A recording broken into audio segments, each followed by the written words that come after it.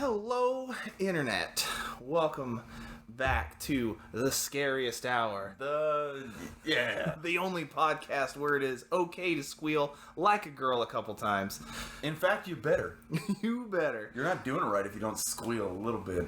You might. You can squeal like a girl, you can squeal like a pig, you can squeal like maybe a belt in your car that's not quite tightened properly. If you're going through that level, squealing like a bad tire, that's not good. Oh, no. You have some problems. You know, like maybe a fan belt or something, not quite. Something's loose. You know the belt that your alternator runs off of? That, so if you don't tighten it right, as soon as you start it up, it's going to start squealing. Yeah. You may have noticed a slight change in the name. That's a thing. Probably a necessity, really. Yeah, when we created the show, it was a side thing on my main thing. Yeah. It was like a segment title. This is the Midnight Hour segment. It was like a sideshow. Didn't know that there were 700 podcasts called the Midnight Hour. There's seriously 6 million of them, I counted. Yeah. And none called the Scariest Hour, which thankfully is all of the social media, because it should have been a tip-off. All of the Midnight Hour social medias are gone. Yeah, should have seen that one coming. Yeah. But yeah, so there's some rebranding going on. Right now it's the Scariest Hour, Friends of the Paranormal. Yeah, luckily we're it's pretty ground floor still, so yeah, we have wiggle room. You can change the name. Who gives a shit? We haven't made shirts. No. We're not that level. If you want a shirt, hit us up, though. I'll make you one. I don't care. 100%. I'll just, Sharpie it on there. Dude. You know what I'll do? I'll do, Forrest Gump. I'll just, get my face in something and just mush it against the shirt. Yeah. It'll be great. It'd be nice. And it would be special because you made it. Exactly. Just like everyone is just like a Father's Day present. I can do that boutique bullshit where it's like I can charge $200 for a shirt because I did it by hand for some reason. Yeah. What was that Fight Club bit? It was it's more expensive because the bubbles of the indigenous people making it. Yeah, of course. There. Yeah. It's handmade. But thank you for tuning in tonight. As I've said last episode, we are covering werewolves. Oh, werewolves. Real question is, werewolves and vampires, where do you land? Well, judging by overall culturally, I like werewolves more. Sure. Because I like a good inner beast. I feel like we're in Florida, so it runs the territory. Yeah, I think so. Yeah. Floridian Vampires is a good name for a band, for one. I think, there's not really any wolves in Florida either. Nah, but there could be. There could be swamp wolves. Old retiree werewolves. Yeah, right. They're all addicted to painkillers and. Well, werewolves are fun. They're like vampires in the fact that they are, like, when you say werewolf, you know exactly what you're getting, like, on the tin. Well, I don't know. I feel like it's so ingrained. There's. Well, you know what I mean. The idea of, like, so. It's kind of true, but it's also the same thing as vampires. Is there's just a million different iterations of them. But they all come from the same. They're all cut from the same cloth. Right. So they have a very defined mold. Yes. Yeah. Yes. But I think I'm more team werewolf than team vampire. However, when we did the vampire episode, which is on Matt as himself, not the Midnight Hour, you'll figure it out. You'll find it. Don't worry. I link it. It's all the same. Just listen to it. Whatever it is. Who cares, man? Just do it. You're going to like it. You're going to live, laugh, love about it. Live, laugh, love. Yeah. But as we say in the biz, you're going to love about it. You're going to oh, man. But, the vampire movies, I was surprised to discover that more vampire movies have been formative to my taste in movies. Right. Like, cultural... What do you call it? My cultural viewpoint and everything. Sure. I watched more vampire movies as a kid. Your Blades and your Lost Boys is... Sure, yeah. And your, Interview with a Vampire. But werewolf movies, there is, I guess, a good amount that are solely werewolf movies, but there's a lot more vampire movies than there is werewolf movies. Usually, if werewolves are in a movie, vampires are there too, and they're... Yeah, I feel warring of some kind. I feel werewolves. seem to be harder for writers to do, like, deeper or more sentimental. Absolutely. It's hard to really do something more with a werewolf than a vampire, because everybody just goes into, you know, murder fest. Like, oh, it's gonna be this. It's, Or they do the standard get bit, have bad dreams, kill a bunch of people, die. Well, you know, there's archetype, the standard. Yeah, there's some cool dichotomy you can do with like I says the releasing of the inner beast. Sure. Like it's the werewolf is like fucking incarnated catharsis. Sure, yeah. In catharsis. Yeah. It's like, how do you put those words together? I know you in can't. Catharsis. In catharnatious. Who cares? It's a stretch. You posed the question. I did, but I just. What do you want from me, man? Stop posing questions, Linda. Slap it out of my hand. That's what society says to me all the time. You know what I mean? Stop asking questions. Stop, just fucking accept it, man. And then you just want to turn into a wolf. And then I just want to turn into a wolf. Like, we're going to talk about with the main movie, because I got some fucking shit to say, dude. Yeah, so the spotlight movie of werewolves will be Wolf. But before we get to that, we will go over, I guess, our first stage of the program will be covering werewolves in pop culture a bit. Sure. Cover some of the touchstones. Yeah. What would you say is the werewolf movie? The main dude, American Werewolf in London. Thank you. Agreed. Absolutely. Agreed. It's my favorite one. It's okay. I got a story about this movie. When I was a real little kid, it was on TV. Right. I didn't know what it was. It was before. Did you accidentally come in during Nazi Monster Nightmare? Because that was my first scene I ever saw of it. Nope. No. It was very formative to me as a kid, where this is before my family had cable with like a guide. Right. So I didn't know what it was. It was just channel surfing. Mm-hmm. And it was the scene where they are in the moors. In the beginning That's of the movie, a fucking rad bit. And I turned it on. It was just two dudes in down jackets. Puppet leaves them, and they're kind of I got it like pretty soon, or pretty much at the onset of the scene, where they're just kind of walking and they start hearing noises. They start walking a little faster, and then they get clipped by one, or the one guy gets a dog puppet thrown at him from off screen. And it was, the main thing was the friend running and not trying to save his friend, and just running away, listening to his friend getting mauled and getting cut back to him as he's like getting torn apart.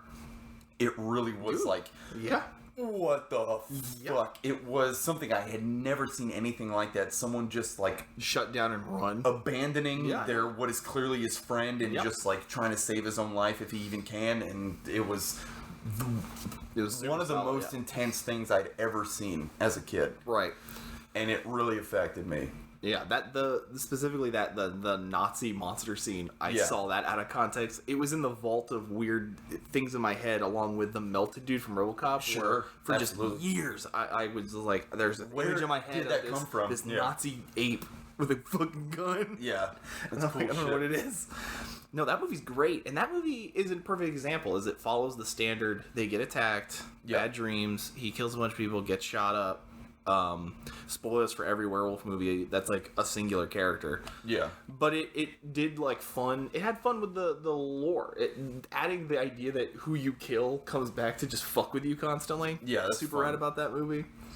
I feel the werewolf suffers the most in fiction from not being mystical enough. Like to like that idea, like, because that's really out there, and I know people who think that that's really like, they don't like that part because it doesn't feel like werewolfy. They don't like the mystical part. They don't like the ghosts and shit because it feels so weird. But I'm like, no, that's like, it's fine. I mean, to me, that's like it. Because the werewolf otherwise is, well, not, you know what I mean. But it's like that's what makes American Werewolf in London. It's one of the main things about that film that I'm like, that's why it sticks for me. Oh, okay. Is it adds to, it develops that torment of being it's not just a it's not just a dude who turns into a murder animal at the certain stage of the moon. You know what I mean? There's actually some curse that goes along with it, and yeah, I'm for that. Sure. I can see that, absolutely. But yeah, most of the time werewolves are just kind of like...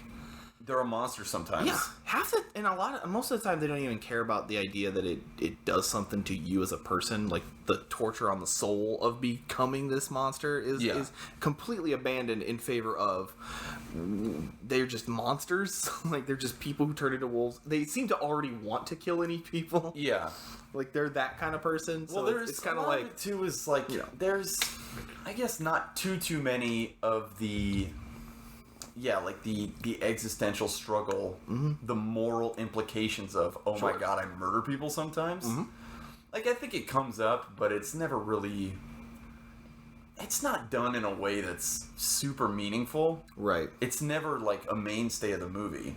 Yeah. It's always just like, oh, and also he's struggling with it. Yeah. Mostly it's like, look how awesome this is. Which is one of my favorite parts of how... It's one of the reasons I think... Like with vampires, you get like their whole struggle is like that meaninglessness of their existence, and with the werewolf, in the proper movie, and with a werewolf, it's like you could really lean on that idea of like, nah, like what if you do enjoy it? You start realizing you do, and it's like how much of you does. I know you, dude. We'll do. I'll save it. Yeah, I'm just saying you could go. Werewolves are really interesting, or have the potential to be really interesting, not just big beasts. Which, sadly, it definitely are. You know, there's movies, just like every genre of anything, there's movies that choke really hard, and there's movies that's like, okay, this is doing at least something cool. Well, even if they're good, for every American Werewolf in London, you get, like, 5 ginger snaps. Yeah. You know, hey, with man, I didn't say they were bad. I said even if they're good. I know for every smart movie you get another Howling or another Silver Bullet, which Silver Bullet's actually really rad for anybody who hasn't seen it. I haven't seen Silver Bullet in fucking ages. It's pretty good. It's a pretty good movie still. I'm not a huge Stephen King fan. I'm a Stephen King adaptation fan because I don't think Stephen King's very good, but that's a hot take for a whole episode. I always get into arguments too because I've never read any one of his books. Right. But every movie I've seen of his is just like, what the fuck are we doing here? It just depends on what it is. Like, as far as him being a staple in horror, is like, okay, The Shining is dope, but it's his departures that I enjoy way more. Like, The Green Mile's fucking kick-ass, Shawshank is fucking kick-ass, Cujo is one of my favorites. And that's, I guess, horror. Sure. More like, I guess, thriller, or... But yeah. I guess some horror. It's like a monster Cujo's movie, got a big dog. Yeah. Could be a werewolf. What if Cujo was a werewolf? Yo! Werebat. He's turning into a bat that whole movie. Shit. Gives a dude, if a dog gets bit by a dude. A wereman? It just turns gross. No, it turns into a werewolf. It's just from the other way. This is on topic. That's a character in Dragon Ball I like. His name is Manwolf. Manwolf? But he's an ugly wolf monster. In the full moon, he turns into a dude. Oh my god. And he's like pissed off he can't get dates because the moon got blown up once. Sure. It's great. Isn't there's a Spider-Man villain, I think, too, that's some sort of wolf man? Probably. I remember from the animated series. Probably. Yeah. He fights everybody. But werewolves are weird. At least in film. They're weird. I watched 2 movies, which we'll get into. I only watched 2 movies too. Right. Well, because I was like, I'll watch one that's like very like standard, but I like, and then I'll talk about one that I find is very interesting and nobody's heard of. Okay. Yeah, I did the same thing I always do, which is like, I'm gonna find this whole show is like, I'm just gonna watch movies I've never seen before. Right. Like every time. Right. So, and which this one was a little more. It was kind of like Vampires. Vampires was easier because there's more vampire movies than werewolf movies. Yeah. Because they're easier to do. You don't need makeup, really. You just put fangs in people and it's like, okay, this is way better. But, shit, I lost my train of thought. You watch, you do it every episode, you watch... Yeah, I've watched movies I haven't seen before. And it was hard to do. Right. Because fucking there's not as many werewolf movies. Sure. And then you want to stack on top of that fucking quality werewolf movies. Yeah, not very much. We got an issue there. Yeah. Because there's not a whole lot. Yeah. I got tricked by one. Yeah, you were telling me. I did. I wanted to get into it here because I typed in I'm pretty much exclusively Amazon Prime. Mm-hmm. Right? It's just easy. You can search easy and like... I go by subject and then stars because you can filter. I watch like 4 stars and up. and I watched this movie called One Night, which is just like a little. It's mostly it feels like a student film character study type thing. It's not terrible. It's not great either. Right. Like it's mostly just like a dialogue piece. And these two people are like, they have a one night stand and like they develop a relationship from that and they're not sure they want to do that in the first place because they've both been burned before, blah, blah, blah. And I was like, is this a build up to like, oh, also I'm a werewolf? Also, I'm a werewolf, yeah. Maybe they're both werewolves? I don't fucking know. And, but I watched the whole thing in hopes of like the last 30 seconds, them going like, oh, by the way, I'm a werewolf. And it just never happened. I was like, motherfucker, why was this? Because it was in the werewolf category. What are we doing here? It's called One Night. So I thought it would be like, you know? That'd be rad. I was going to try and make it like a Only Lovers Left Alive sort of situation. Which should be where fun. It's like this cool little werewolf character study. But I'd like to see like what, like a romance movie using the werewolf as the filter. Like what is a couple, like, you know, what does that look like? Right. That'd be fun. Curse of the Wolf, man. That's what it is. Yeah. I don't think that's romance. Awaken you with my passion, bro. That's right. Are there any other, like, major... I mean, there are. Like, I mean, the Wolfman is one of the universal monsters, which is throwback. And it is super solid if you ever go back to it. And a lot of what werewolves are to people comes from that movie. Absolutely. Like, the idea of, like, silver bullets, full moons even. That shit's all made up from that movie. Like, full moon has nothing to do with real werewolves. Silver definitely fucking doesn't. No. That movie also adds the idea that you get a wolf sign. You get a weird pattern on your hand. Oh, yeah. That nobody fucking follows. No. Which I'm like, that's an interesting thing. Why wouldn't you rip that off? I forgot all about that. Right? It's weird. There's also random gypsies in that movie, and it, you know... Our sensitivities to gypsies have changed over the years. I shouldn't even be saying gypsy. Is that not a thing? You can't Technically, say gypsy is a racial slur. You should not be saying gypsy. What are you? That's my bad. What are they? They're called? Romani. Romani. Okay. It's actually where this is news to me. Yeah, when I found that out, that's when I found out jipping was like a bad. Well, that I've known for a while. Like you can't, you shouldn't say that. I'm for that, but it's like a soft slur. They say where it's like not really that bad, but still it's like right. So Jason Momoa's Instagram handle is Pride of Gypsies. Well, you know, is he Romani? I have no clue. No, he's like, is he? I don't know. I want to say Hawaiian of some kind, but I'm it's probably incorrect. Maybe. But yeah, he's Sumerian. Are there?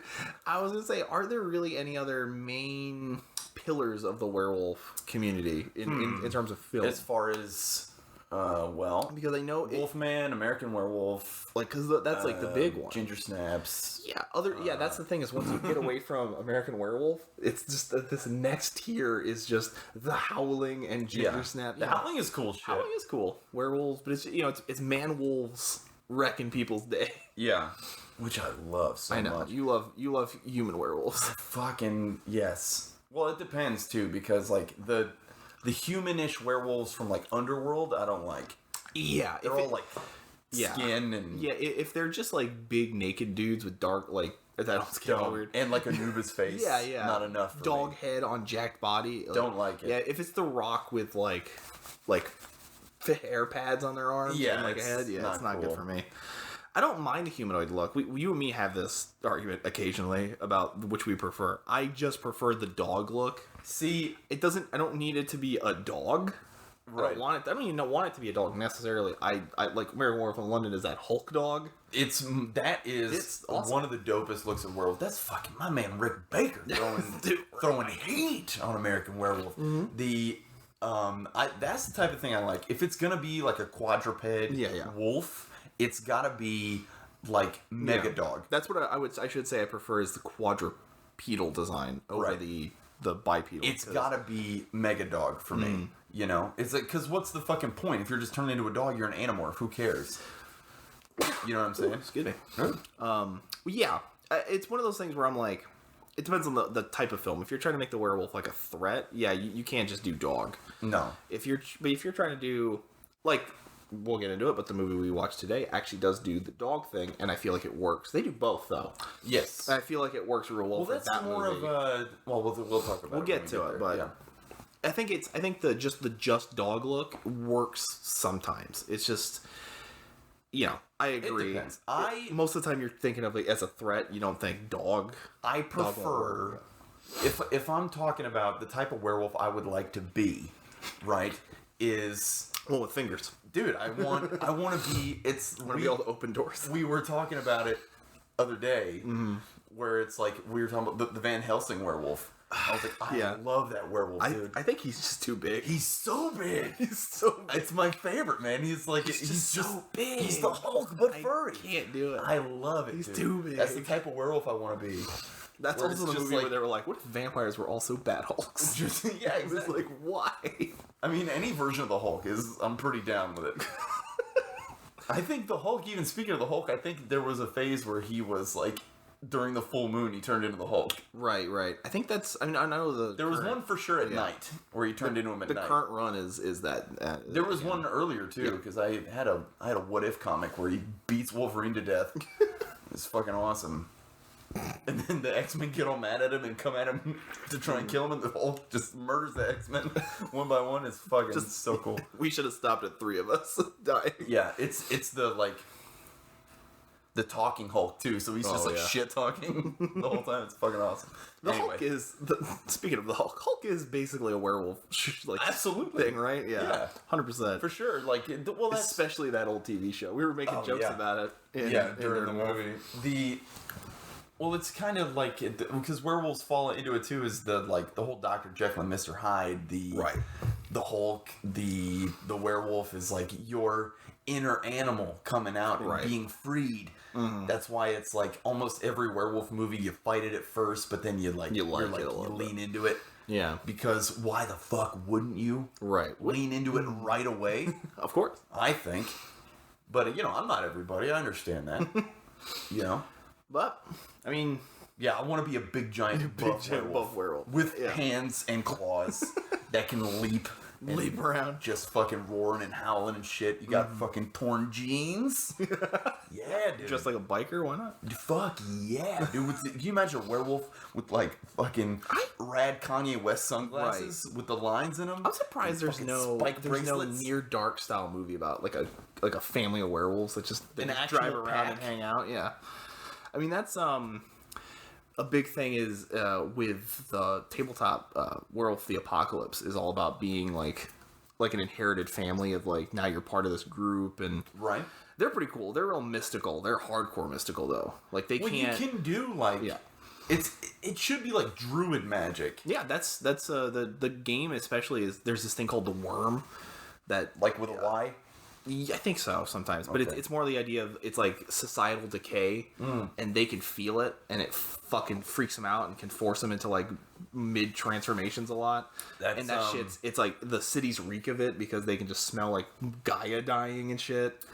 Oh, so I guess I am a werewolf. 100%. Yeah. Why don't I ever turn into a fucking wolf, dude?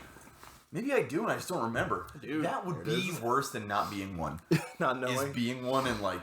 Not remember what you did and shit. You waking up and like, why do I taste pennies? Yeah. Where did this fucking deer carcass come from? I'm so sick of this. I'm always naked in the woods, dude. It wouldn't. And honestly, I would love waking up naked in the woods if I could recall being a werewolf. Yeah, a little bit later. Just that would just suck so hard. Oh man. So, what films did you watch, pal?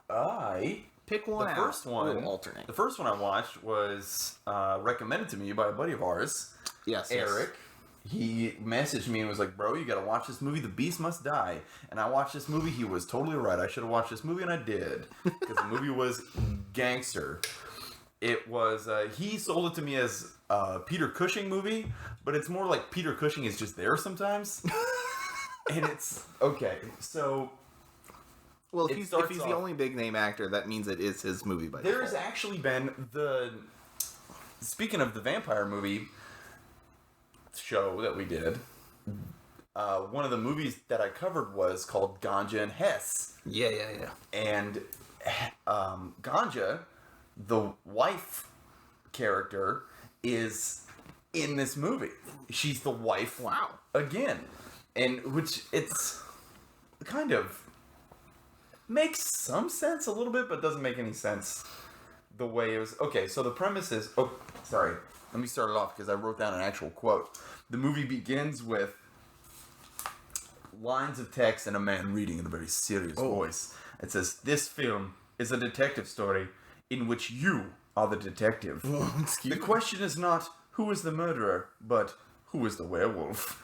And then it says, "Watch for the werewolf break." And then this rad funk intro kicks in. What the fuck? And the soundtrack to this movie is fucking killer. It's it's like Black Dynamite funk. Like it's, and it opens with this, I thought it was kind of like a racial commentary at first. Because I'm pretty bad at picking up things like this a lot of times. Sure. Where like I'll get told... I watched this video where Dave Chappelle was breaking down how the Planet of the Apes was racist, and I was like, shit, kind of is, huh? And I was like, fuck, I love Planet of the Apes. I'm just not good at these things, you know? Right. Sometimes I pick it up right away. It doesn't matter. Who cares? Anyway, this guy... We'll do an episode on Monkey Takeover. Yeah, well, what else do you want? We just get to pick Planet of the Apes. My favorite is Beneath the Planet of the Apes. But it is my favorite. I love it. Okay, yeah, so I thought it was some, like, societal racial commentary because this African-American guy is getting chased through the woods by these, like, coordinated, like, imperial white dude hunters. And there's a dude in, like, a control tower that's like, "Number 3, 6 degrees to your left." Right. Swoop in, you know what I mean? And they're, like, clearly steering him somewhere. And there's this rad line where he's like, he's tired, he's running through, he's in like all black, and he's dodging these dudes, and he stops in a tree gap at the very beginning of it, and a hunter jumps out and says, "Bang, you're dead." And he says, and he's got the fucking raddest delivery ever. He's just like, "Not until you pull that trigger, boy." And then he pulls the trigger, goes click. And he goes, and he continues on running. And he comes to a clearing, and there's a bunch of, like, fucking preppy white folk having a garden party, it looks like. And they shoot him in front of all these white people. And I'm like, this seems like social commentary. Right, I feel like I get where they're going for it. It's like, he gets chased by these, you know, the coordinated white system is chasing this black guy through the woods to gun him down in front of, like, an all-white, like, socialite audience. It felt like it was really saying something. Mm-hmm. And then the hunters all gather around the dude on the ground, and he just gets up and he's like, "Ha, ha, ha, ha." Turns out that dude is the fucking protagonist of the movie. And he's setting this up. He was testing the hunters that he had hired. Because he gathered these... It's like Clue, kind of. He gathered all these white socialite morons because one of them is a werewolf. And you spend the rest of the movie with the guy. I think his name is Tom. And you spend the rest of the movie with him trying to suss out who the werewolf is. And there's some kind of clues. They kind of give everybody a maybe you are. They don't spend... They kind of do some trickery because they don't spend a lot of time on certain people, and then which makes you think maybe that's the person. Because there's not enough time. They're trying to make it a surprise. They, like, drop certain hints toward other people, but you're like, maybe that's too obvious, but maybe they want you to think it's too obvious, so that's the answer. And, you know, it's a little whodunit, sort of. But his goal, he is a rad, like, philanthropist millionaire. He's got just a mansion on this fucking country estate, and his plan is, one of you is a motherfucking werewolf, and I'm going to hunt and kill the werewolf. So nobody's leaving until I figure out who it is, and until the werewolf is dead. That's the fucking movie. Right? So, and it starts to, the fucking funk soundtrack too. Yo, so good. Let's see what I got here. He's pretty much kind of, does everybody's intro, like, you're a fucking teacher at this place, and you teach at all these schools, but someone always dies at those schools. Awful odd, don't you think? And you're a fucking doctor, but you dabble in cannibalism or some shit, and blah, blah, blah, and it's...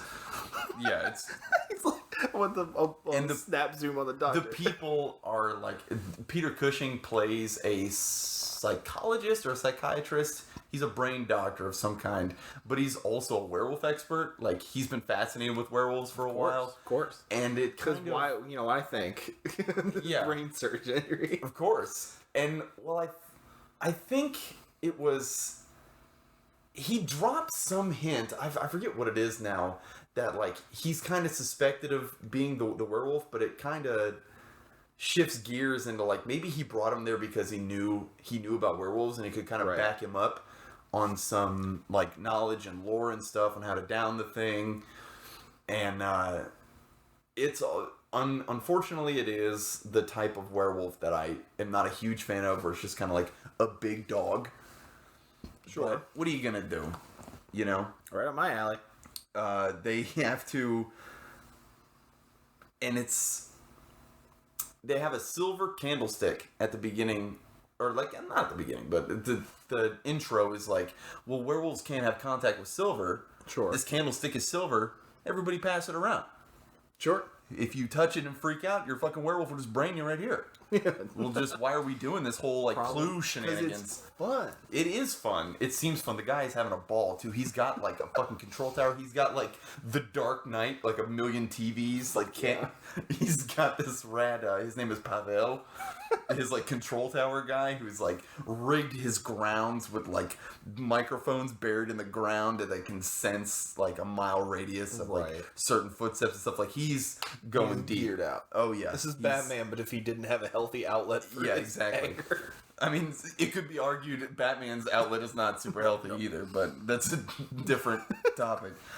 How many werewolves has Batman busted? And it turns out, okay, so they're passed around this candlestick. Nobody freaks out. Right. And it's like, well, it turns out that you have to have wolfsbane, the plant. The pollen must be in the air for you to freak out with silver, and there's none in the air, so it's like the mystery deepens, blah, blah, blah. There's a sabotage attempt on the wolfsbane, because of course this dude is like has a greenhouse with a bunch of plants growing, and wolfsbane is in there. Somebody tries to sabotage it. There's like an assassination attempt with hatchets and stuff. It's fucking pretty gangster, actually.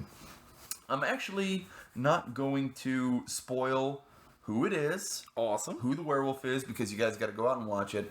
There's a twist to where it's like, you think this is the werewolf, and then it turns out some fuckery's going on. So that's pretty fun. Ganja's in it from Ganja and Hess. That's cool.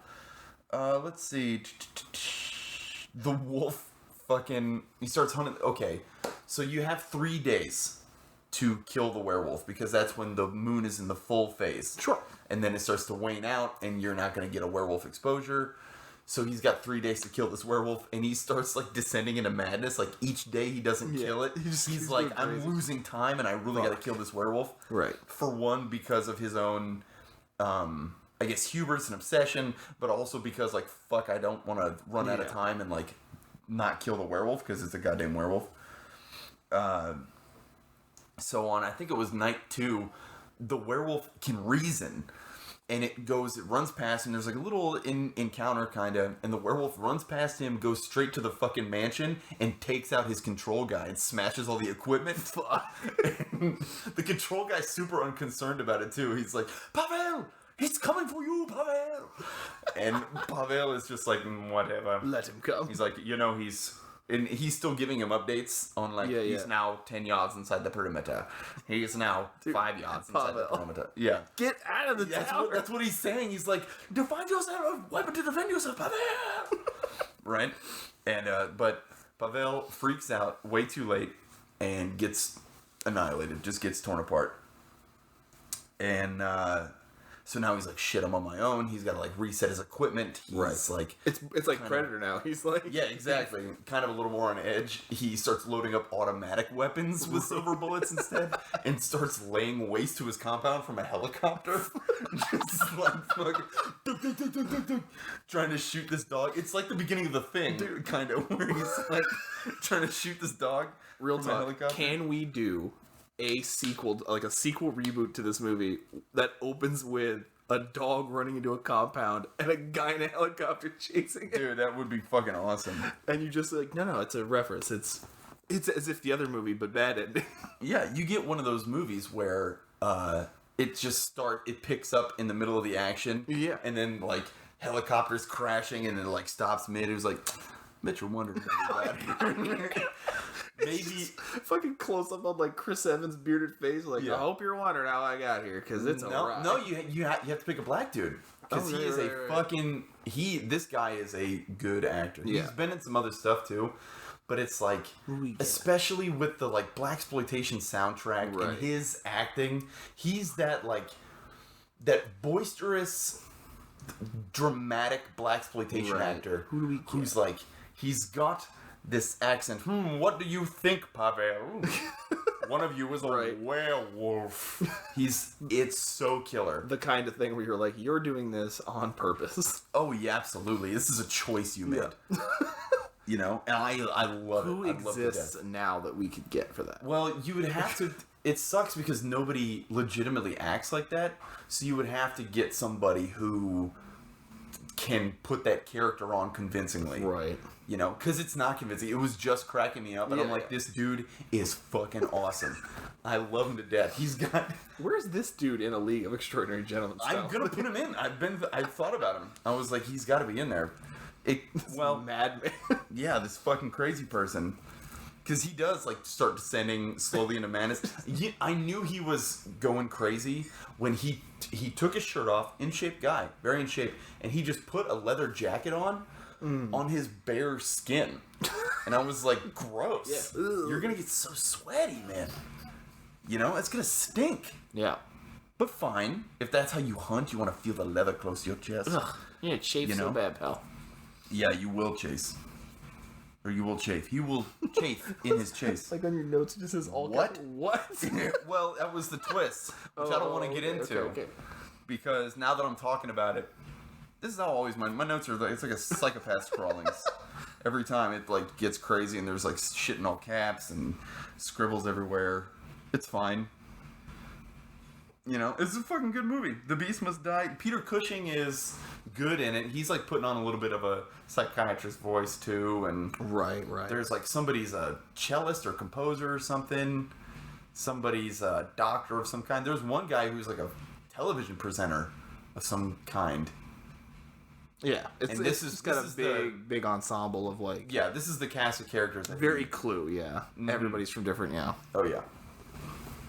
Right on. Trying to suss out, and they're all in disbelief at first, but then shit starts going down. People start getting killed by wolves, so it's like maybe this is right. But they're not scared of the wolf so much that they're scared of this guy who assembled them, because he's gonna fucking kill somebody. Yeah. And if we're not like, we gotta figure out who is the person to get killed. You would think that, but they don't do that. They're just like, this is crazy, man. I would immediately be like, I want to help find this werewolf because I don't want to get shot. Yeah, they might do that too. But it was like, I don't even really know how to describe it. It's hard to pinpoint down what is like happening really. Right. There's one, I was really angry at this. There's a part where he's in a barn and he's got the wolf like cornered in this barn, and his wife comes out, Ganja from Ganja and Hess. I forget her name in this movie. It's like, oh no, it's Caroline, because the Outcast song I was the Caroline. Right. She's a real down to Mars girl, and so he's also got a dog. Caroline and his dog rush in. The dog starts fighting with the werewolf. Right. So this dude has a fucking gat. It's his automatic weapon. He's fucking loaded for bear, not playing games at all. Mm-hmm. And she keeps like pushing the gun away. Like, don't shoot. I guess presumably because he's gonna shoot the dog. But it's like, this guy knows what he's doing. He was kind of shooting willy-nilly, but he was in a helicopter. So, you know, that affects accuracy a little bit. The guy couldn't shoot the dog in the thing either. It's like, forget you another fucking dog. Well, this is a werewolf. Here's what I had an issue with was the dog. Their dog gets killed, right? Because it's fighting a werewolf. It's just a regular like Labrador. You know what I mean? Right. So and then she is all sad about it is like, oh, the dog is dead, the dog is dead. It's like, well, you wouldn't let me shoot the fucking werewolf, so what am I supposed to do? Yep, 100%. This is your fault. He shoots the dog. He does it cool. The dog's just laying there. It's like bleeding. It's clearly not doing well. It's really, really hurt. Right. So he fucking does the full, cool, like, bah. And he's a ruthless motherfucker, too. He ain't fucking... He says the line. The beast must die. Yeah. He says a line in the movie, so he's like, because it's the final night. He's like, tonight, the beast must die, and it shall. It's fucking cool as shit. Go watch The Beast Must Die. I think I'm gonna stop talking about it because it's like, for one, my notes are all over the place, and I'm having a hard time pinpointing things. That's fine. We can transition to one of the movies I watched. This one is not an unknown film. It is not something nobody's heard of, but it is of the multitudes of werewolves be bad monster mans. It is my favorite. Dog Soldiers. I got a good story about Dog Soldiers. The 2002 action epic, Dog Soldiers. Yeah, dude. Dog Soldiers is cool as fuck. It's fucking cool. It's a band name. If I was a thrash metal band, it'd be Dog Soldiers. It could be like like Itchy George and the Dog Soldiers. Dude, Itchy George. But yeah, Dog Soldiers does humanoid wolves. You've seen them, you know them. Dog Soldiers werewolves are a good type of werewolf. They got the fur. They're jacked. They're hunched. Yeah, they got a cool look. Threatening still. But Dog Soldiers is basically Predator. But essentially, yeah, it's like British Special Forces on what is like a training excursion. Like they're like hiking through the woods. They're not really outfitted for a fight, but they have their gear because they're taking care of it. You know, like it's like a camping trip / mission training thing. It happens all the time. A Boy Scout trip. When they come upon a barn, a little small farm homestead, which turns out to be the den of this family of werewolves. A pack. Yeah. You don't ever know anything about the werewolves. It does not give a shit about that. Their human forms are very, much not a thing, a non-factor. Just empty husks waiting to be wolves. Yeah. What they want to do, it doesn't matter. I think, it devolves the way it would expect. They encounter these wolves. They get into a brief combat. A bunch of them die. Yeah, a couple of them die. They don't really like their captain, but he got to prove himself. It's very much a by the numbers plot. Yeah, but I haven't seen that movie in a long time. It's fucking real rad, man. The effects are cool in it. Yeah. I remember the set design and lighting being really good. Yeah. No, they play with like light coming through the boards and shit. Yeah, the night shots are really, really rad. It's just a fun romp, and it's like super low budget, and it looks real dirty. Are there like Nazi werewolves, or am I thinking of a different thing? No, they're just werewolves. They're just regular werewolves. They're just out in the countryside of Europe, just hanging out. You don't really know anything about them, really. Yeah, that's good. Yeah, it's one of those things where I'm like, they don't catch one in human form, and then he's like, well, you've been out here for generations. Blah, blah, blah, blah. It's one of those. It is one of those films where some call us the Wolfenfolk. The wolf. Yeah, they don't have a dense backstory. It is one of those things though. Watching it, where I was like, if this was made today, somebody would devote 45 minutes of screen time to them as characters. Sure. And they would, they would just do Texas Chainsaw, silly hillbilly kind of thing. Yeah, and that's kind of However, silly hillbilly werewolves, I might be down. My only problem with that is just that my only problem with that is that it's too easy to me. Yeah, for sure. It'd be like a standard thing. Yeah, you do silly hillbillies too much. It's not the fault of silly hillbillies. It's the fault of lazy writers. Yeah, you can't do silly hillbillies anymore. But Dog Soldiers meaningfully anyway. Dog Soldiers does aliens a little too much at times. There's even a guy they meet who's there undercover because he wanted the government knew about werewolves in the countryside and was like, oh, he wants to take one back alive. And there's a lot of nonsense like that. They have an android. Ash is a goddamn robot. But Dog Soldiers, it's a lot of fun. It's a really cool design. They're smaller than the normal big jacked werewolves. They have the hunch, which I like. Yeah. I like a big thick head on a werewolf, man. Right. Like a big old thick boy. Yeah. And I just like the movie a lot. It's not deep. There's not really anything fun about it. It's a romp. The action's fun. The kills are cool.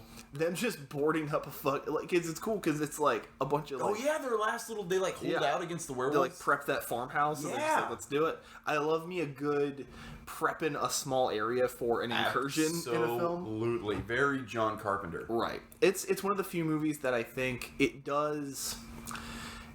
It doesn't do it as well as other movies maybe, but it does that that dusk till dawn first act turn.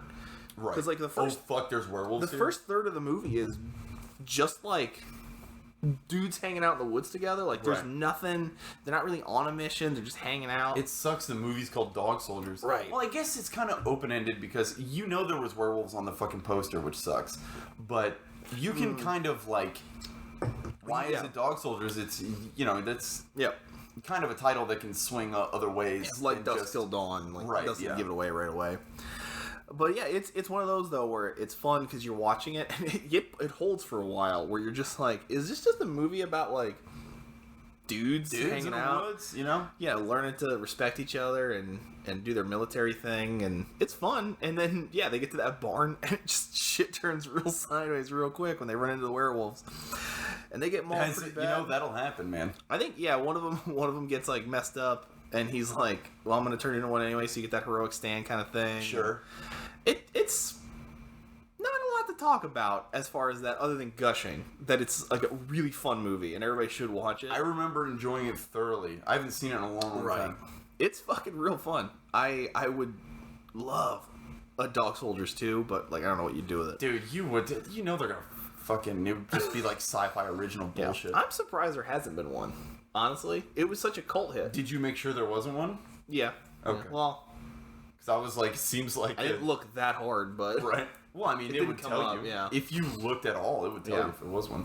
It'd be fun. I think you could do Predator, do Dog Soldiers, but it's in an urban area. It's in LA. It's in LA. Yeah, why not? Sure.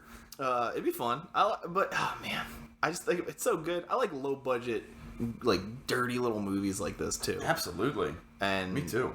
It's one of those things. I picked this one to talk about mostly as a recommendation because I think werewolves versus in training soldiers is so much cooler than... Dude, honestly, werewolves versus anything but vampires is fun. It's just so often they're just fighting a kid who knows that his neighbor's a werewolf, or the one lady who in Howling where she's oh my god, this whole commune is werewolves. The goddamn Howling is... I watched it on TV a little bit ago because they were, they're doing Halloween movies on TV, and I watched The Howling for the first time in a long time, and I was like, guys, you take way too long to turn into werewolves. And people just stand there and go... I always felt like that was them being look at our transformation sequence. Well, that one... There's an interesting story actually behind that, because Rick Baker was doing... The Howling when John Landis was getting ready to do American Werewolf in London, right? Which they had talked about doing 10 years prior or whatever, and so John Landis threw a fucking hissy fit, as he's known to do, and was like, "You do my werewolf movie," which I'm glad he did. The American Werewolf. It's the iconic, rad, dude. It's the iconic transformation scene, and also it gave the opportunity for Rick Baker's second in command, so to speak, to step up and do the rest of the effects for the movie. And they're not super similar designs in werewolves. The Howling werewolves are way pointier. Mm-hmm. Ears are bigger. They're standy uppy guys. It's very iconic, very unique. Yeah, they are very. I liked them. I have the dog in my head, but I can't but they are very angular, very pointed. Yeah. They're sharp. Yeah, and they look cool. I wouldn't mind being that type of There's that weird fucking part where if it doesn't take me 20 minutes getting to papers and the werewolf takes them or something, what the fuck happened? Oh yeah, it's something like that. I always thought that was the best. There's one in an office or something. That was the one. How did you get in here? Yeah, the guy. There was one scene where one of the werewolves is confronting the lady, and is just now behold the majesty of the werewolf or whatever. Yeah. And he just begins to transform, and it fucking takes so long. And he's just got this look fucking see it? Here it comes. Look at me. I'm werewolfing out, dude. it's like, you just leave. Just run run. away. Why are you just standing He's there? gonna be here the next 15 minutes. Run. Dude. Yeah. Oh, dude, okay. I have a story about dog soldiers. Yes. All right. So, when I was living in a trailer in Tampa, my neighbors were these fucking rad biker couple. And they were leaving to, like, hit the country on their motorcycles. And they pretty much were just offloading a bunch of shit and just going like, hey, do you want this? I got a bunch of records from them and, like, a bunch of VHS tapes and shit. And there is a movie called Last of the Dog Men with Tom Berenger. It's like a also modern... sounds like a rad band. Yeah, it is. But it's a totally different movie. It's like actually this Indian tribe, or Native American tribe, I'm sorry, went through this super treacherous mountain pass. Right. And just is living in this like impenetrable section of the Pacific Northwest. Right. And untouched by modern society. So this like Native American culture is just still going as if nothing ever happened. Yeah. And it was one of this guy's favorite. It's a pretty lame movie, but the idea is cool as shit. Right. And it's got this like super cheesy Wilford Brimley narration to it, and his guy's just no damn good at giving up. And, like it's just so. It's got Tom Berenger, and he like brings an arrowhead to this other lady who's like a Native American expert. Who's like, there's no way this exists. It's like from this ancient culture, but it's too new. It was made like a week ago. You know, because it killed some. They killed some escaped prisoners. These guys were running from prison, and this hunting party came across them and just murdered them. They found an arrowhead. Honestly, none of this matters. But he asked me if I liked the movie Last of the Dog Men, and I was like, "Oh yeah, it's the one where like the Nazi werewolves in the woods with the British soldiers." Like, no. And he looked at me like I was from fucking Pluto, dude. He was like, "What?" And I felt like this big. I was so embarrassed. It's like, "Oh, it's not the not the same movie." Sorry about that. He thought I was the biggest fucking dork, man. I was like, "I'm sorry. I like movies about Nazi werewolves." And it turns out I was talking about dog soldiers, not even Nazi werewolves. No, not really. I had no clue what I was talking about. So what is your second film? Oh, my second movie? Hang on. I will consult the list. I will have much more to say about my second film. Oh, yeah? Which is what we almost watched it tonight. Oh, yeah. Dog Soldiers is cool. It is very cool. High recommend. Put a stamp on that. My second film was called Werewolf in a Girl's Dormitory. Oh shit! A classic. It's classic Zach dollar bin pull. It is a weird one. Okay. So it's in black and white. Sure. Classy. I didn't write down the year of the movie, but I should have. And everything is dubbed. I think it's an Italian film. Oh no. They do one guy who does a pretty good job of at least ending his lines with the English word so they could sync up his dub. Right. And I was like, kudos on that guy. But, okay. It's actually... oh, God. It's like a bunk Giallo film. Not really. There's not really any gore. Well... But, I don't know why that Italian cinema they dub their own movies like that. Yeah. That's a weird trend. I think it's probably because they'd be like, Americans would love this. That makes sense. Yeah. Like, they're probably going to make more money with us than they will. Absolutely. Yeah. Well, because, like...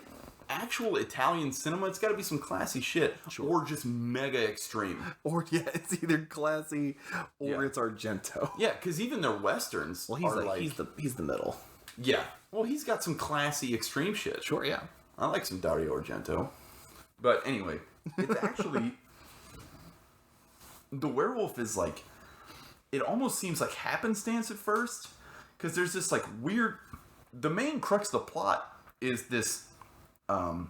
Blackmail situation, right? Where it takes place in what I was unclear about what it was at first. I was like, "Is this seemed like it was a school?" And then I was like, "Is this a women's prison?" And then it was like, "Where are we?" Yeah, and then it was like, "Okay, it's like a school for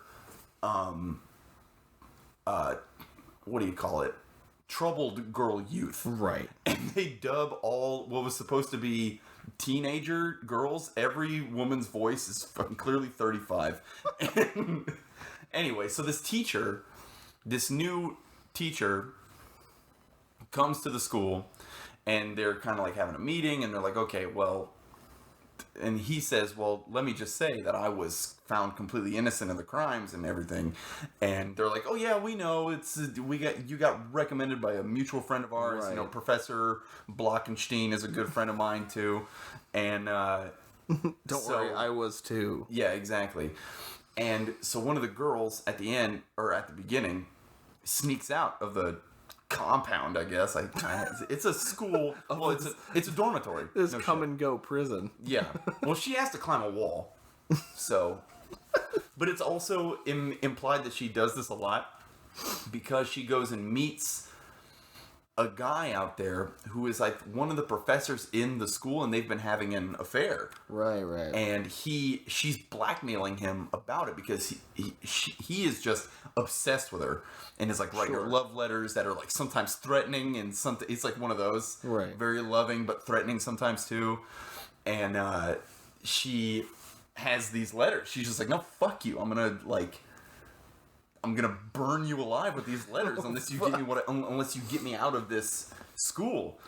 And he's like, fuck you, I didn't sign the letters, like I don't give a shit. And she's like, well, dude, it's gonna be pretty obvious who you are, blah blah blah. I'll just tell him that it was you. And like his wife even knows about it. And when she's leaving this meeting, she gets murdered by a wolf man. Sure. And then it's kind of like,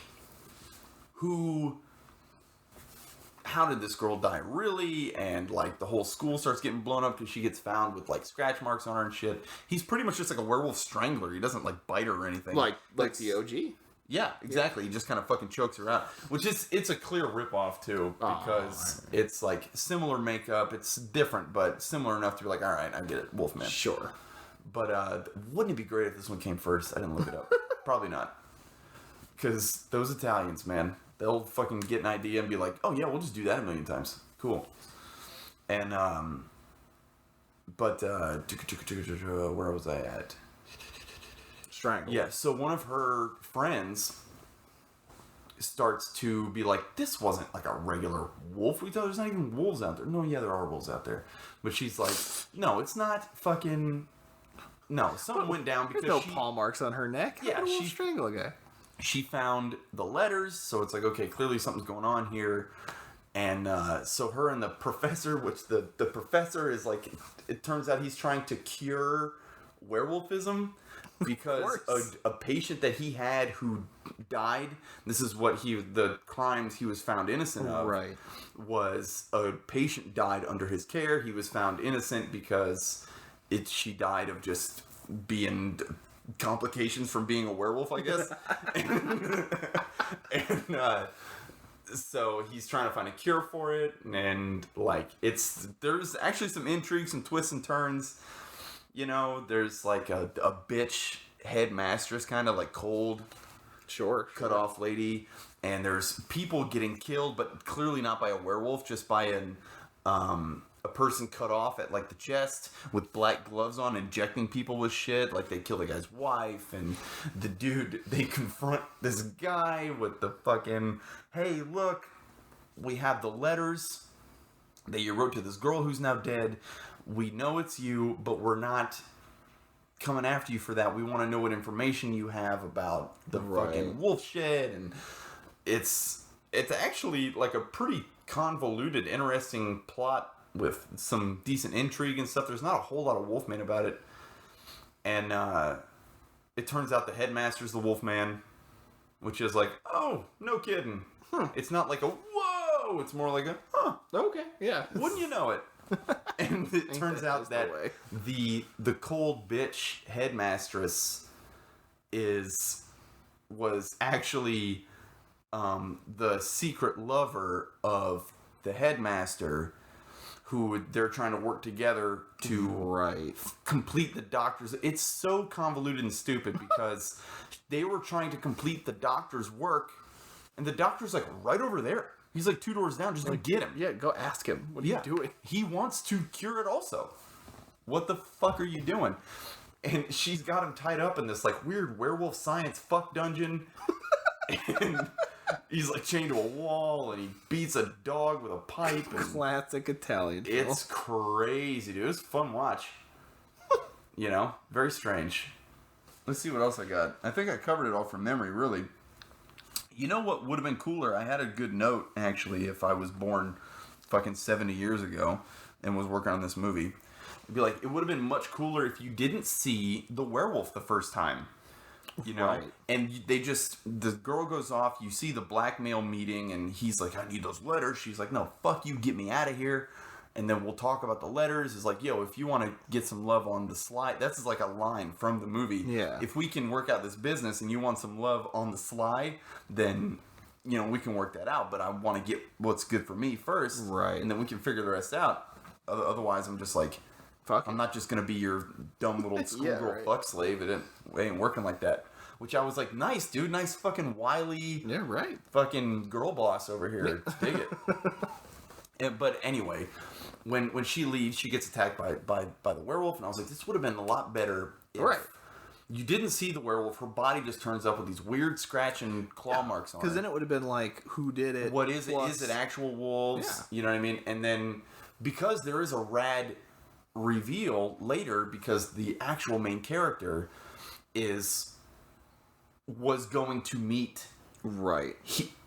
She was going under the pretense that she was going to be the next student affair, and she was like pretending to be in on it so that she could get there, confront the guy, and be like, I had these letters, fucker. Like, how did my friend die? Yeah. But it turns out that it's not the guy there, it's his wife, who is just like, I just throws a pile of cash down, like a wad of cash, and is like, look, I know that my husband is a fucking dumbass, like a cheating idiot who is just nuts for little teenage girls.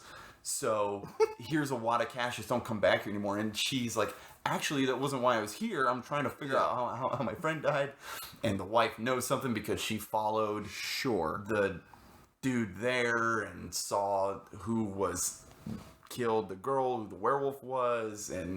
But she gets killed by the bitch headmistress because she saw that it was the headmaster who was the werewolf, and it's like, it's a pretty like intricate plot. And if you didn't know werewolf was the solution right away, it would have been it would have been way cooler because it would have been like, oh shit, this is werewolves. And then you think at first you're like, the wife's covering up for the husband as opposed to...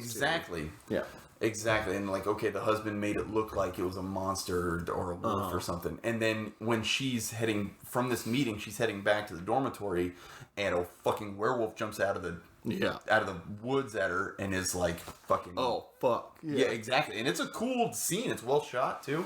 Right. There was a couple really good shots in it of just like tracking down hallways. And there's a really good scene where she doesn't know that it's the headmaster, but the audience knows. Right. And she's like, hey, I found... There's some switcheroo happening with bodies and graves. And she finds... This dog leads her to a spot in the woods and starts digging. And it turns out it's a guy who was supposed to be in a grave. So it's like, well, who did we bury? She goes to the headmaster to be like, dude, I just found this guy's body in the woods. Yeah, what's this doing here? Who's in the coffin? And he's like, yeah, I'm going to call the police. Okay, fine. And then they bring her in, and the camera holds on her for a sec, and she starts to say something and turns around, and the camera pulls back, and he's not there anymore. And she's kind of like, hey, Mr. I forget, I think it's Mr. Swift or something. She's like, hey, Mr. Headmaster, where'd you go? And she walks up to him, his back is to her, she turns him around, Wolfman. And then the final confrontation ensues. It's just pretty cool, black and white, old school movie. There's not a whole lot of Wolfman action, but it's enough to... The plot is intricate, and like the pacing is tight enough to keep you interested, to where sometimes it's like, oh shit, yeah, that's right, there's werewolves. Totally forgot. Right. But yeah, fucking Werewolf in a Girl's Dormitory is actually more... It does sound better than what I was expecting. Dude, it was better than what I was expecting. It was a lot more involved than what I thought it was just going to be a goofy, like, here's some sorority house with a werewolf in it. You know what I mean? Yeah. So, yeah. Right on. The end. Werewolf in a Girl's Dormitory. Pretty fun. Right. A tight, like, hour and a half, too. It's like an hour and 20 minutes. Not bad. The hour and a half film feels like a dead heart. I know. Right? Like a nice little quickie.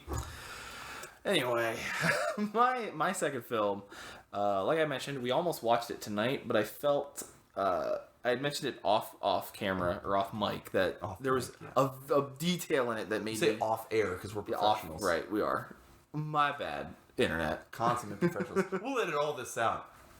You'll never know what the fuck up we are. We're sitting here in business that suits. guarantees, though, I'm leaving it in. Yeah, of course, obviously. Sitting here in business suits, we're so fucking professional, dude. Business suit in Florida? Fuck off. Yeah, gross. It's tank top weather all year round. I just wear a tank top with a tie. With a tie. Yeah. Or like it's the blazer, but a white beater underneath. Yeah, it's good. Or a full business suit with the sleeves cut off. Yeah. Yeah, there's a key detail in this film that made me hesitant to include it as the main feature As of far the as, night. like, right. Yeah, but the movie is called Wolfen.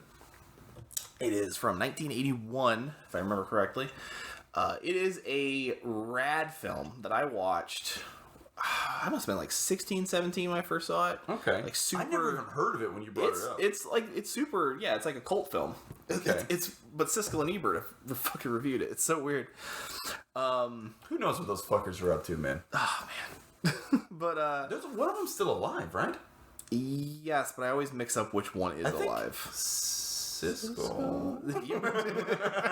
Hesitant. Yeah. But Wolfen is a. I think he just ate the other one like they fused together. Oh no! There's Sispert. Siskbert, yeah. Eatskull. Ew. Evil. But yeah, Wolfen is a really rad police procedural almost. It's set in New York City, and it follows an NYPD investigation of a series of random violent murders. Yeah, gruesome murders in an urban environment, which is super rad because I love primal animalistic nonsense in city backdrops. Absolutely. Predator 2, baby. 100%. Predator 2 is not as bad as everybody says. Shut your mouth. Yeah. Danny Glover's fucking still the second best Predator by a lot. Yeah. But not by a lot. Predator's I like pretty Predators. good. Yeah, Predators is pretty good. The Predator's a steaming pile of shit. But I never watched it. don't. But Somebody said to me Predator Iron Man suit, and I was like, nah, I can't skip that. eyes roll back. Like, but Wolfen's really rad. It follows basically this investigation where they're investigating these violent random murders. They're not sure what's going on. But then, like, sometimes the murders start targeting people involved in this real estate mogul called the Vanderveer Corporation. Good name. They're very like OCP as well. Like they're clearly, and like every time, it's Development deals. Yeah, the movie has a big heavy-handed themes of these guys are fucking up this whole neighborhood and they're fucking up this whole area for profit. They're buying up land. It's a lot of profit. There's a lot of conversations about like there's like no empathy on the behalf of the detective for these people. RoboCop 3 situation. Yeah, and but like homeless people are being targeted too, and he's kind of like, you know, he doesn't know if they're random or not, right? Or if it's something weird with that. There's a lot of like, are the people in the Vanderveers doing it? It could be. I get the motive because,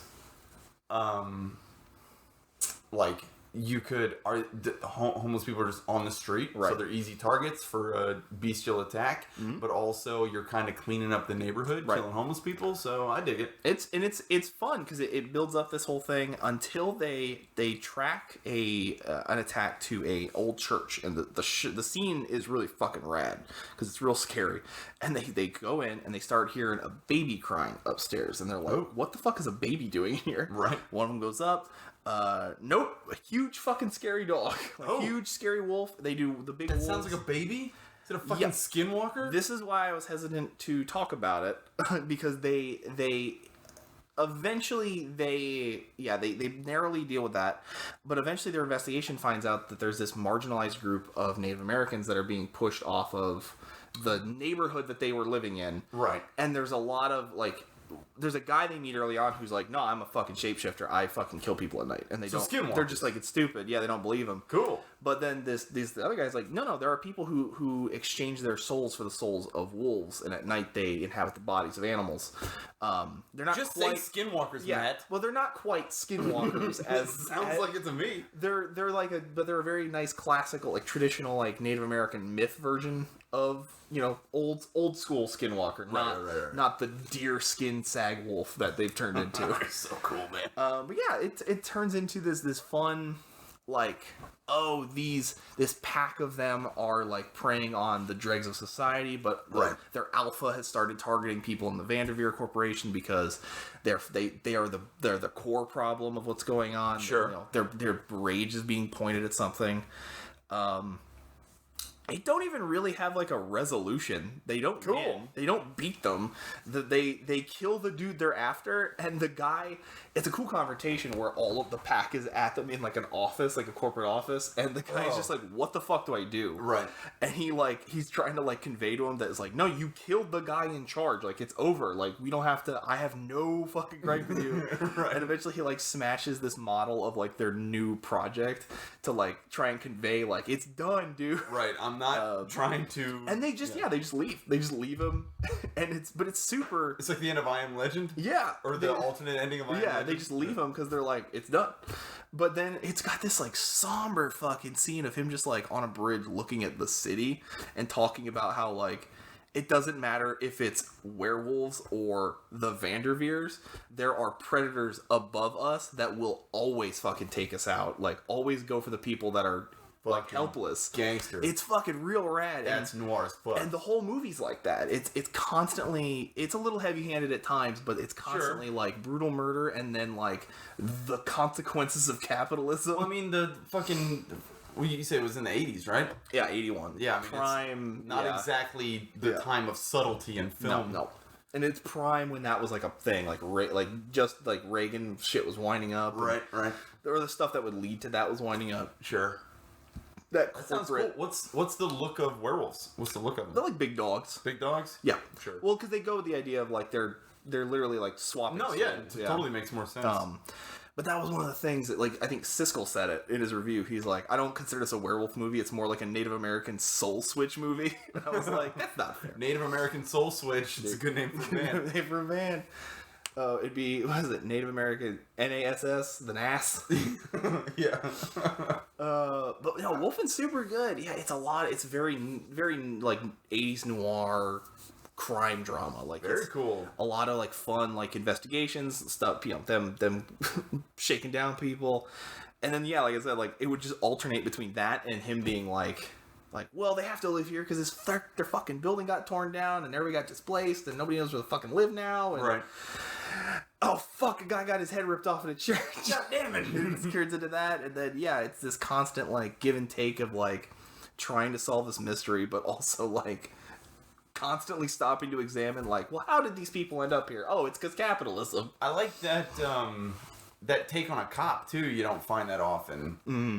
It's like that's a very noir thing where you're like the grand machinations of society that just grind people into fucking dust. And like the ripple effect that has, and also there's gruesome murders happening, and it's like they might be related, they might not be, because like they're both going to be happening regardless of if they're caught together. You know what I'm saying? Yeah. So that's a really cool idea. It is. It's super fun. I would highly recommend everybody track down Wolfen.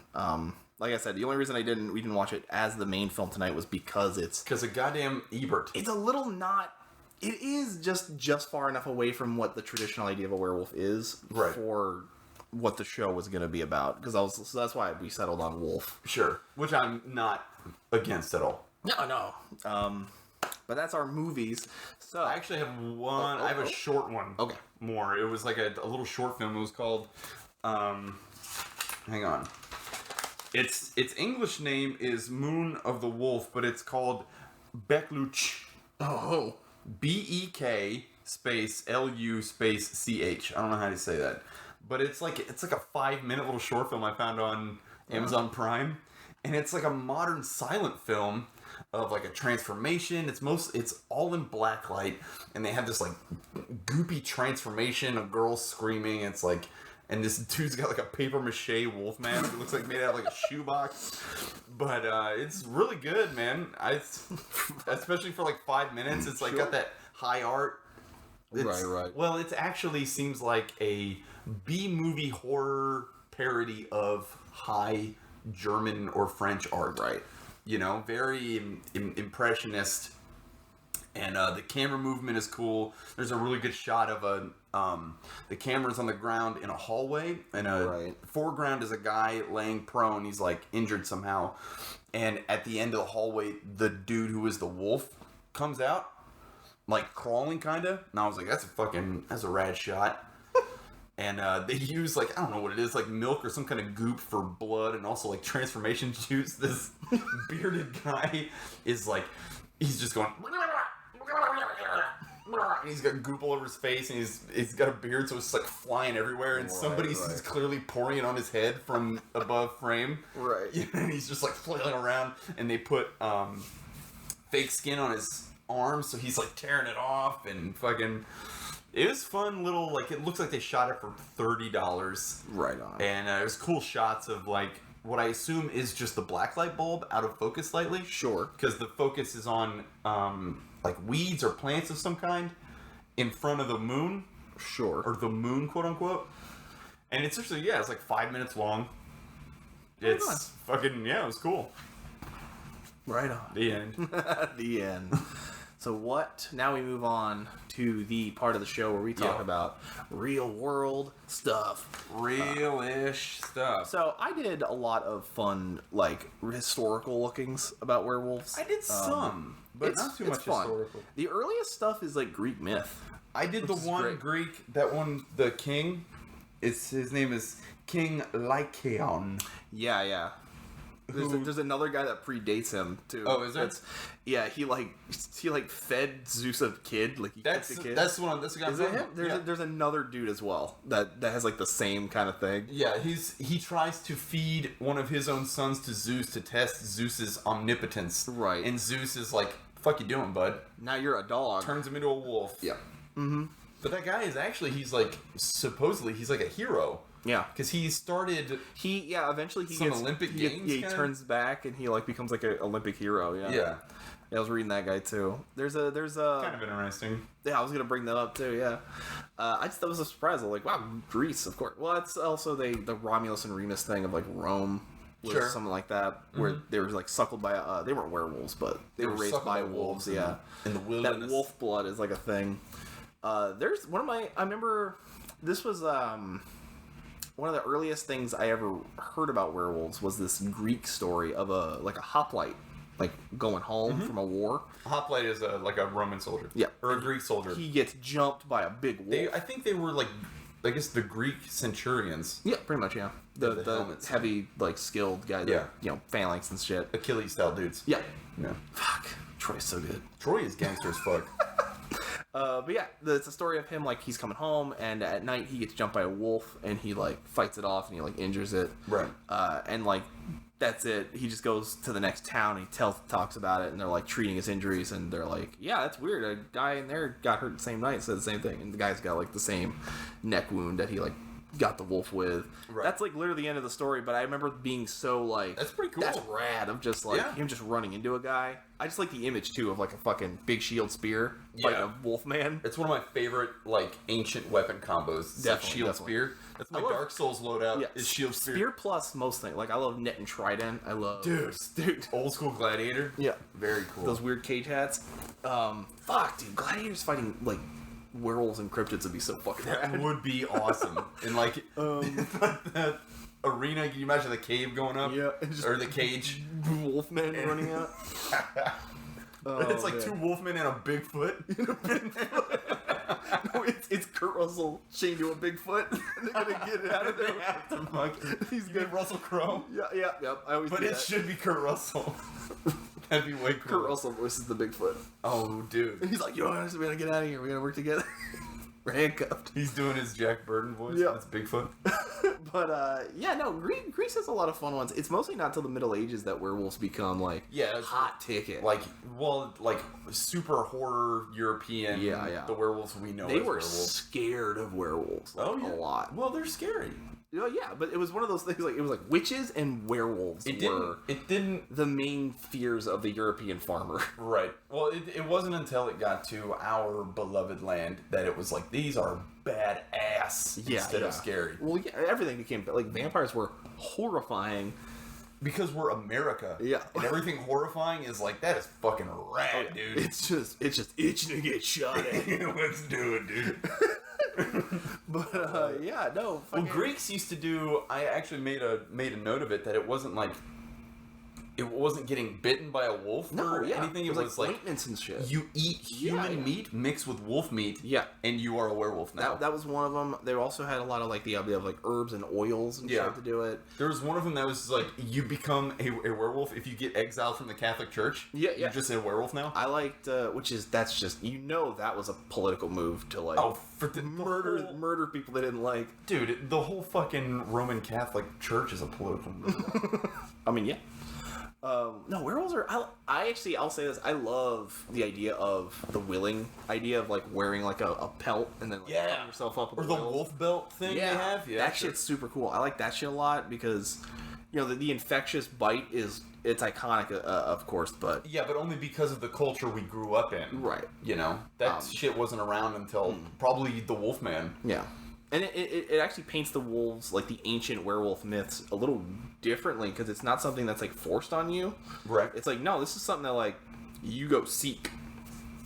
You go find this stuff to like, I'm going to become a wolf. I'm going to walk around like a wolf in the night. You don't accidentally become a werewolf. Yeah, you don't fucking stumble backwards into killing people every night. Which is literally every single werewolf movie. Yeah. Every single werewolf movie, basically. Is like, oops, I'm a werewolf. It would be so rad to get one that's like sword and sandal, like a guy gets exiled and he's like, well, fuck it, and he becomes like that. Yeah, right, just leans into it. They go and get, what's a good actor? Fucking Michael Shannon. They go get Michael Shannon, like, hey, dude, your old buddy, Maximus Decimus, is a werewolf now, I think. Why do we always go to Michael Shannon when we're like picking He's actor? so good. I was thinking, what's his name? Clive. Clive Owen? No, wait, is it Clive Owen? The guy from Shoot 'Em Up? Yeah, remember when he was in things? Put him in it. He might have been in it. Is he in not Centurion? really in things. No, that's Michael Fassbender. That is Fassbender. Yeah, that's right. I think he was in that terrible King Arthur movie. Mm-hmm. That's what it was. Give him a second chance. Let him hunt a werewolf. Keira Knightley and like Merlin's a druid, like a woods druid, and I want to see it. Movie so wasn't bad. very good. I just want to see that big 300 shield, spear, cool plumage, dude. Werewolf. That would be cool as shit. Be rad. Dude, and if he turns into a werewolf, he's like got the hoplite armor, but is a werewolf. Yeah, that's cool as shit too. Fucking, oh man, it'd be so good. It would be awesome. God, Greek werewolves are so much cooler. I think it's cool in image. Taking werewolves out of like Europe, is just cool. Like I would be down with if they did like Egypt werewolves, where it's like that's where Anubis technically came from, and like that's where the shit. You could do were-eagles too. That's like Horus, and turns out that's the sequel bait though. You're right. They deal with the Anubis werewolves, and then it's like, oh, there's actually eagles too. Mm-hmm. Where do you think Horus came from? Oh fuck! And then you hear an eagle crack. Credits. Like thunder strike, shadow of the eagle. Oh man. Yeah, no, Europe, they were fucking horrified of them. There were so many paintings of kids getting carried off by big hairy dudes in the mouth. And, and well, I think, you know what it might be? And they burned a lot of people in the name of you're a werewolf. Oh sure, there was a Salem witch trials, but for werewolves. I think there was actually a thing too where they kind of like shifted gears from witches in Salem. Sure. And they just went to werewolves. Because you know what I mean? It's like kind of in the same wheelhouse. It's honestly worse if you have a werewolf problem. Yeah, probably. I don't know. I think they're equally bad in different ways. Sure. But I think like historical implications. I feel like witches were just women out of line, and then werewolves were like maybe mentally unstable people. They thought people. They would say people with Down syndrome are just werewolves. Oh yeah. Well, because they're fucking weird. If you didn't have the context, of course, of what you were looking at, you would be like, yikes. Ooh, the Parker's kid is like really werewolf. Yeah. Well, especially if something is taken cheap. That's what I was gonna say. Is I think it's because so much of the economy was wrapped up in sheep. Yeah, right. That you were scared of wolves. Sure, yeah. Because they and eat them. Men that were wolves are also bad. It's like, oh my god, it's like... That's, when I was looking up, did you know, is it the Beast of Gavadan? I think it's Gavaden or something like that. But it's a very famous story of a large.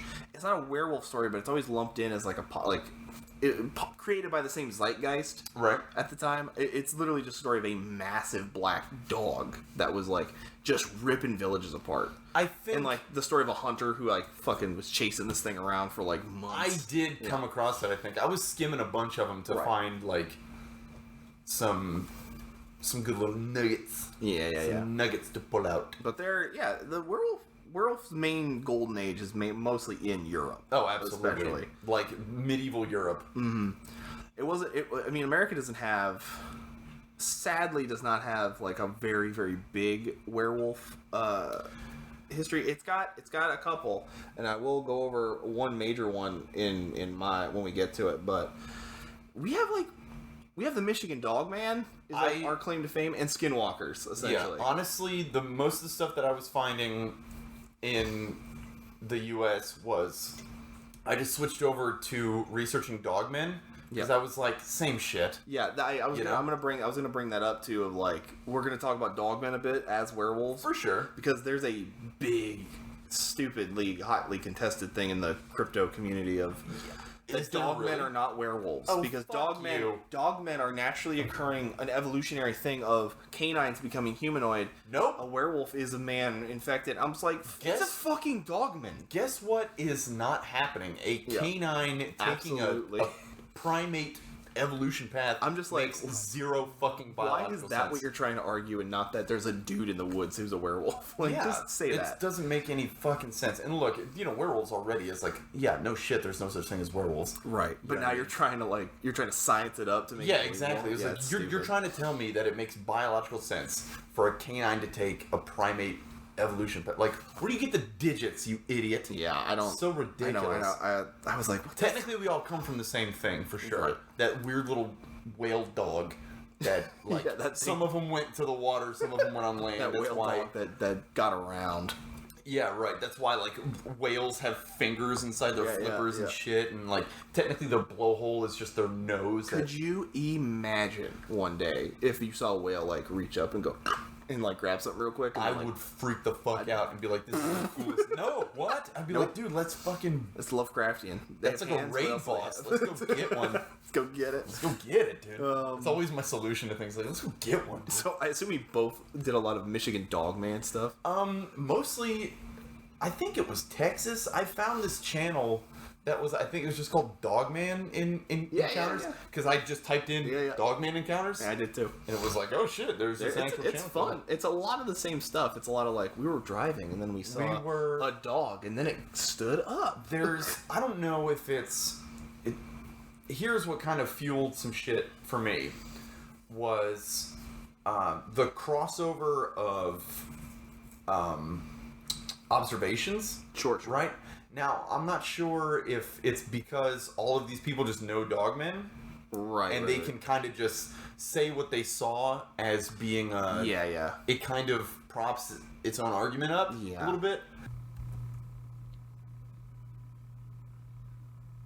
Hey everybody, this is Matt, just jumping into the middle here, just to let you know that moments after what you just heard, my daughter woke up, who then proceeded to wake my son up. It was a whole thing. We tried to record for a little bit with her kind of hanging around, but she decided to be more of a pest than she needed to be, honestly. But so we had to scrap it for that night, but we reconvened, recorded the rest of the werewolf episode the same day we did our Conan episode.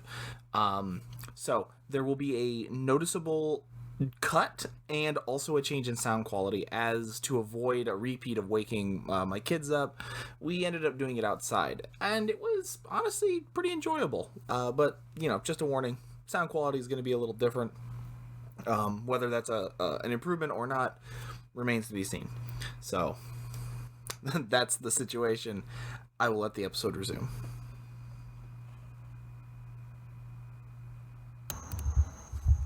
Yeah, well, there was this one thing that I heard about. Okay, look. You gotta go follow Dog Man Encounters.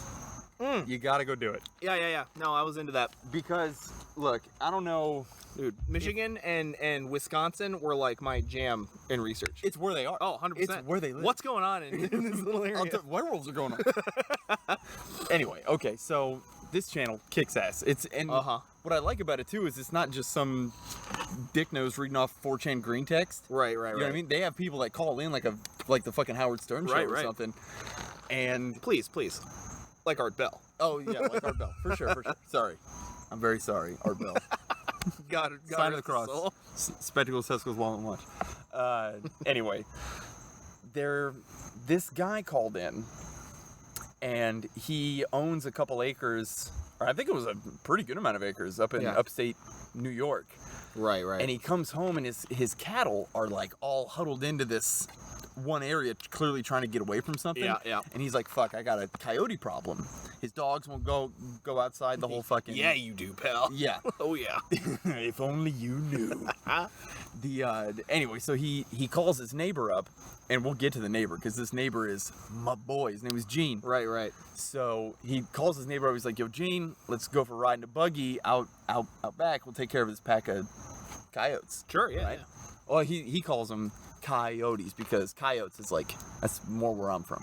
Anyway, so they get in this, what is just like a side-by-side, like a little swamp buggy or razor or some kind, and they go out there. They got their fucking guns. They got some shotties. They got spotlight out there because it's dark, and they're gonna go coyote hunting. Sure. Good time. Yeah, great time probably. And so they're cruising out there, fucking cruising, and they start getting a little more into the business area of this spot, and what do you call them? A flock? Not a flock of deer. Oh, of deer. I was like, a pack of deer. A flock of wolves. A herd. They can fly. A herd, right? A herd? I don't know. I know this. Cloven hooved animals, they're hood. They're always hooved, I guess. Yeah. Anyway, this group of deer. Where deer? This pack of deer, right? A pod of deer. A gaggle of deer. A murder of deer. We're gonna be here all night. A dingle of deer. Ew. Don't say that. It's gross. Yeah, well, they all come bounding out toward them out of the woods, which is not a good sign.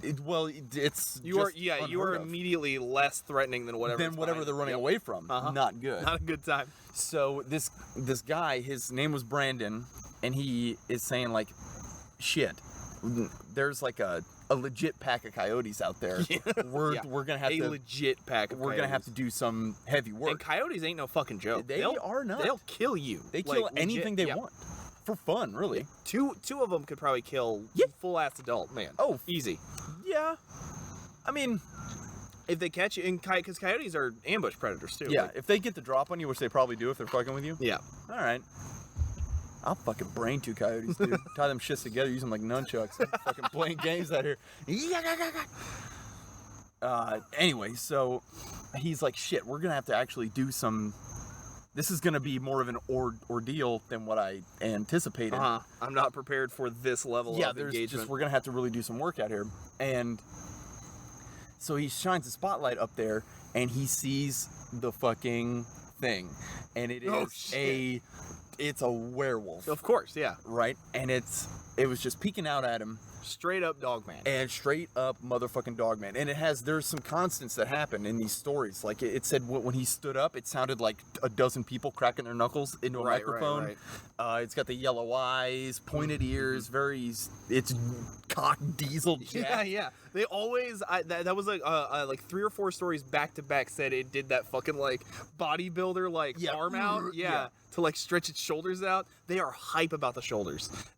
Everybody obsessed with their shoulders. And its chest too. Oh yeah. It's borderline erotic novels. I think that plays into it a bit, but we can get into that a little later. But anyway, so he actually really like on point describes a Lovecraftian encounter. Sure. Because he says it's the everyman's take on a Lovecraft thing, where he's looking at something that shouldn't exist, but there it is, and his brain doesn't even know what to do about it, and blah blah blah. I'm like, dude, you don't even know that you're describing Lovecraft right now, but you are. And so a chase ensues. Okay, no, Gene is my boy. Right, His right. neighbor. Because Gene says he screams really loud and just starts letting off shots at it. Sure, yeah. From his What are you gonna do? From his Remington 870 pump action, which is a good little gun. But I was, because every time we do these researches, I'm always like, I look for the stories of woodsmen, people with guns that like can do something about it. Sure, yeah. And it's always like, It's like a photographer or like. well, even if they have guns, they're always like, oh, dude, well, I didn't have the gun because I left it in the truck or whatever Right. the fuck. It's like, oh, you're lying. Gotcha. Yeah, so rarely is it somebody who is ready to kill the thing they're looking for that Right. runs into these things. Yeah. It's ridiculous. But okay, anyway, so Gene starts ringing out shots, and I'm like, Gene is my boy. I love Gene. Immediately starts pumping rounds into it. Sure. And catches one in the chest, or catches it in the, he said the right pectoral muscle, which tears it apart. Right, right. Right? The thing is wounded. Like, you could tell it is flesh, like it's real. Yeah. And then a chase. Is it ensues. scarier? Or is it reassuring? Reassuring. Right. Reassuring. If it bleeds, we can kill it. 100%. So, I was thinking more on the lines of like, oh shit, this is real. Like, I'm not just seeing a trick of the fucking light or something. Dude, none of it's good. I know. Affirmation that it's real is like, to me, is a little scary. None of it is good. Right. I would prefer not to be hallucinating in the woods. Sure, yeah. You know? Yeah, none of the outcomes are good. None of it is happening. You're either hallucinating or there's a werewolf. yeah, it's not going well. Yeah. So yeah, pretty much a chase ensues. A very fucking harrowing chase. The guy tells a great story. You know, even if he is making it up, I was Sure, like, yeah. this is well done. It's engaging. Is, you know, it leaping 20 feet at a time and like it running up along. They love running up alongside cars. Yeah. That's a thing with skinwalkers too. Like Yeah. Skinwalker stories. I got another thing about that. But okay, so it's running up alongside their buggy. It's kind of like they're trying to like lick off shots at it, but nothing's really happening. You know what I mean? Right. Gene's gun jammed, and the driver's Brandon, his pistol is on the floor, so he can't like be driving, and he's reaching for it, but he's having to Right. drive away as fast as possible so they don't get eaten by quote the Van Helsing werewolf. Yeah, quote, the So- worst thing you've run into. Yeah. And so they get back to his house. They're kind of like dealing with the situation, like trying to talk it over and stuff. And he kind of is like, he goes in to make sure his wife and daughter are okay, but he doesn't want to tell them that he just ran into a goddamn werewolf in the woods. Right. So they're kind of, and I think the next day, his wife is like, all right, there's something's going on with you. Something happened. Right. What is it? Be honest, blah, blah, blah. And he's like, yeah, well, I saw this fucking thing out there. She goes, you need to call the police. And Yeah, he's like, right? the police are going to tell me to stop smoking crack. Like, I don't know what the fuck are they going to do. 100% they will. Yeah. But after a while, he goes, you know, I am going to call the police. And it's a small town, rural upstate New York, you know. So, the sheriff, I guess, comes down, and they know each other, so they're bullshitting for a little bit. And when he starts to tell him what happened, he's seen all the color drain out of the cop's face. Oh, no. And he goes, I'm gonna go make a call. I'm gonna be right back. no. And the next day after that, these fucking dudes roll up. Right. These like unmarked paramilitary guys roll up Yikes, with dude. SMGs and Yeah. fucking sidearms, Well, right. and they go Werewolf gear. out. Yeah, werewolf hunting gear. And so they go out there and they ask Brandon to take him out to where they saw him. The encounter happened, and they have this. One of the dudes busts out this like satellite dish with a smaller satellite dish inside it. Right. And he flips a switch on it, and he can't tell that anything happened, but his dog with him starts freaking the fuck out, like huddling, shivering up, foaming at the mouth, freaking out, just seizing, it seems like. Right. And he's like, what the fuck did you do to my dog? They got dog guns, bro. And that's what I'm saying. Yeah. It's like, bro, he's got like mega dog whistle going on. Right. Long story short, they come back and nothing ever really comes from it. They ask him, okay, did you get any pictures of it? He's like, no. And they're like, are you sure? And he's like, yeah. And he was like, it's pretty clear that they wanted to just get all the evidence. Yeah, exactly. And, you know, that's pretty much that. It's Brandon's story. Sure, yeah. Gene's a hero. I love Gene. And, you know, nothing ever I don't think he ever saw it again or anything, or at least he hasn't reported in, or I haven't heard that one or whatever. Because I definitely didn't cover all of Dog Man in encounters. There is a gabillion of them. Yeah. There's hundreds of hours of Dog Man encounters. Yeah. Some of which are, I think, full of shit. Yeah. I mean, borderline. I mean, it's the same thing you get with a lot of that stuff. Like when I was researching it, like there's a couple standout ones, like a group of girls hanging out down by a creek, and she like heard kind of rustling, so she kind of poked her head up over like a bit of a hill that went down into it. Sure.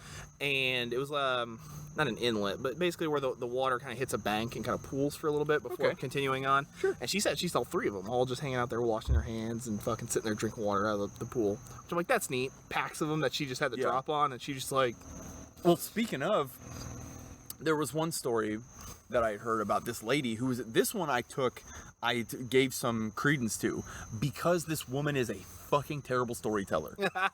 Yeah. She doesn't, and I know this type of person. No embellishment, no. She says the same shit over and over again, and she was having encounters with him. She lived next to a cow pasture.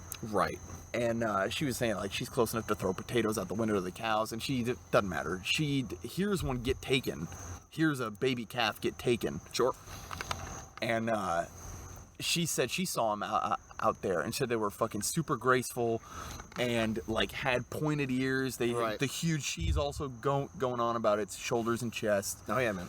And she said that she was telling some lady in town about it. She was a Native American lady, and this Native lady says, "We don't talk about that." And she says she leaned real close and whispers, "Skinwalker." Dude, real and I'm like, dude, there's a crossover between if dogmen and werewolves are skinwalkers. Well, that's a real thing. Like when I was talking about, I know they're a real thing. When I was talking about wolfing, though, it was like, there's a difference between kind of what what Native American like myth about skinwalker is necessarily. Yeah. It's a lot of like witchcraft and like turning into animals, and now like kind of the modern creepypasta skinwalker is like 10 times scarier. Way scarier. They're horrifying sounding. Dude. So I would divide that. But yeah, I mean, old school Native American person thinking about skinwalkers, it's... Yeah, and they're not allowed to talk about it. I've done a whole bunch of research on skinwalkers. Yeah, because skinwalkers have like witch rules. You don't talk about it, you don't make eye contact. You can kill them, but you need like white ash on your bullets and like... awesome. Dude. It's like Hellboy shit. They're so cool. Yeah. We're going to do a skinwalker episode. There's no movies, though. Are there? There probably is. There might be. But shit movies. Like, what's the main good movie? Sure. I remember I was reading one where... Wolfing, basically. I remember there was one I was reading where a guy was just like a security guard, and he... everybody knew him, super nice guy. He's got a picture. He took a picture of what he saw. Oh, no way. He was walking around, and he saw it moving. He thought it was a bear until it, like, went up to like a light post or something like that. Okay. And he said he was watching it for a bit, and then he watched it stand up. Same fucking description. They roll their shoulders back. Did it crack? Because they always crack. Yeah, he says it. He's kind of described it like creaking and cracking. But he said it was watching him, and he snapped a little picture of it. And you can look at the picture up. It looks like shit. Oh. It's pitched as the Patterson Gimlin picture for werewolves almost, but it's so terrible. It's like the general shape of a thing behind a pole. I'm gonna pull up. You can keep talking, but I'm gonna pull up. I saved a bunch of Google images of like I thought were like primo dogmen. But that guy's story is pretty fun because that one has like a lot of corroborations where people were like, yeah, he didn't talk about it ever again, but he started carrying his gun the rest of the time he worked here. Right. Like 100%. That's awesome. There's a lot. It's mostly it's that Michigan, Bray Road, Wisconsin kind of area where you see these, and absolutely. I mean, I 100%. I'm like, if this is real, you don't always see them, right? But they see you. 100% see you. It's a lot of. I was driving my car and I saw him stand up out of the brush. Yeah, dude. There was one story that I heard of older fella who sounded like he was fixing to break out and cry. He was breaking down in tears. Yeah. Because when he was like 17, this thing was running up alongside his car, sticking his head into the window, licking his chops and shit. Fuck that. Yeah. Yeah.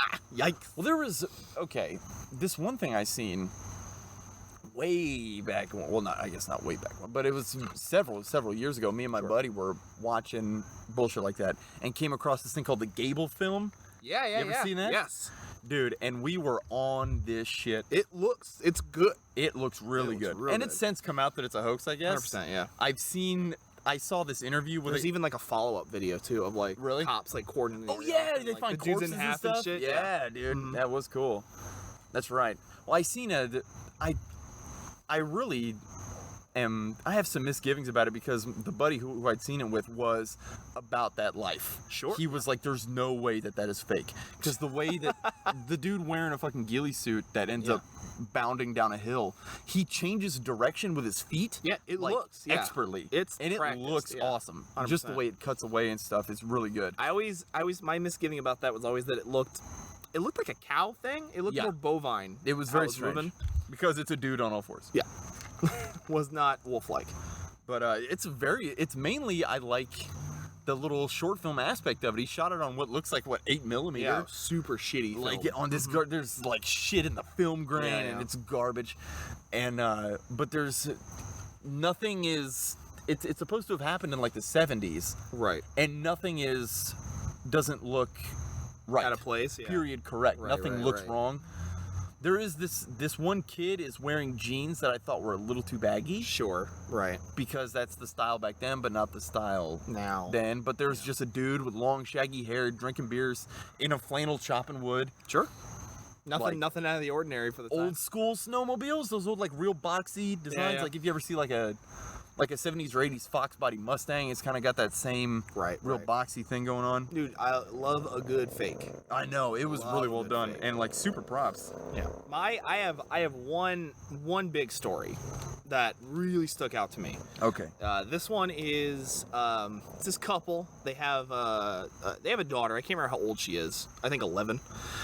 But like the husband gets hurt on the job, so he like can't really work. So they're like, dude, early retirement. Let's move up to Maine. So they buy this shit. like little farm. It's a little rural. It's a little bit away from the town. Cool. Bit of a drive. Classic horror movie setup. Classic werewolfing. Yeah. But so they go up there, they're hanging out. They get a nice little like thing going. You know, they like to hang out at night, drink coffee. It's like a really nice life. The guy sounds- is a gun nut, has a ton Nice. of guns. Nice. Wife hates his guns. They have a huge Classic. fight. Makes him lock his guns up in the barn. It is maybe like a 20-foot walk from the front door to the barn. Too But long. He puts it in a gun case that has locks. They put a lock on the barn door. This thing is double locked, so you know, classic horror movie, it's gonna be not worth anything. Yeah, you're gonna lose the keys. You're gonna be fumbling over. It's gonna Bullshit. lose it. Whatever. Yeah. But it's fun. They're hanging out, and one day his daughter might be older than 11. Actually, much older than 11, because I remember she has a boyfriend who hangs out at the house sometimes. Hey, man. So he's hanging out. Him and the dad are hanging out, and he looks and he sees lights, like flashlights, looks like, or headlights even, hanging out at the edge of his woods of his That's not property. And he's like, "The fuck is that?" Does he think it's the boyfriend? And Well, he's with him, and he's like, oh, he's like, so- I think it's poachers, because like I'm the first guy to own this property in 10, Right. 15 years maybe. So Something they're like that. probably just out there, right? Like a long chunk of time. But yeah, so he's like, well, maybe I'll just walk to the edge of the woods and I'll holler at him, be like, hey, Fuck take off. a hike. Yeah, people Yeah. live here now. But he describes as he's walking up that the lights start receding deeper and deeper into the woods, which he's like, that's weird. So he gets to the Strange. woods, doesn't see the lights. He's like, so he starts walking into the woods to be like, hey, and he starts calling out as he's walking, like, hey, people live here, you know, push on for a different property, something like that. Right. Then the lights disappear. So him and the boyfriend are walking. Which is, could have just been clicked off, Could have been. So So they're walking a little bit deeper in, and they get the telltale, like, something is moving 15 or so meters to our left and right. okay. Stuff is moving with us. So he's kind of like, That's not good. I don't like this. So yeah, they peace Sure. out. Which, fair enough. Very, very Absolutely. smart. Get out of there.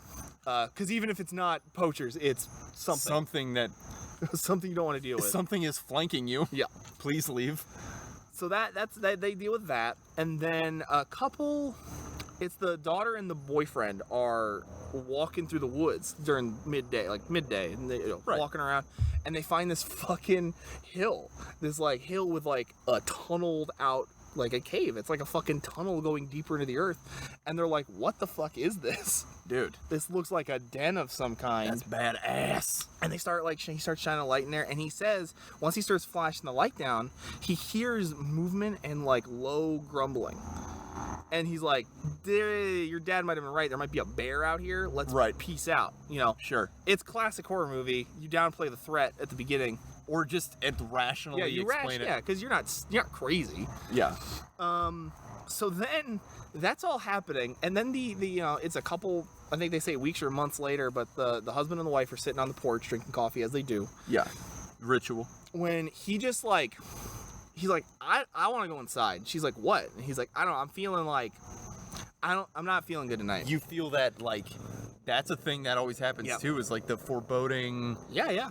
That it's that primal, like, well, it's that sensation of I'm being hunted or watched. Yeah.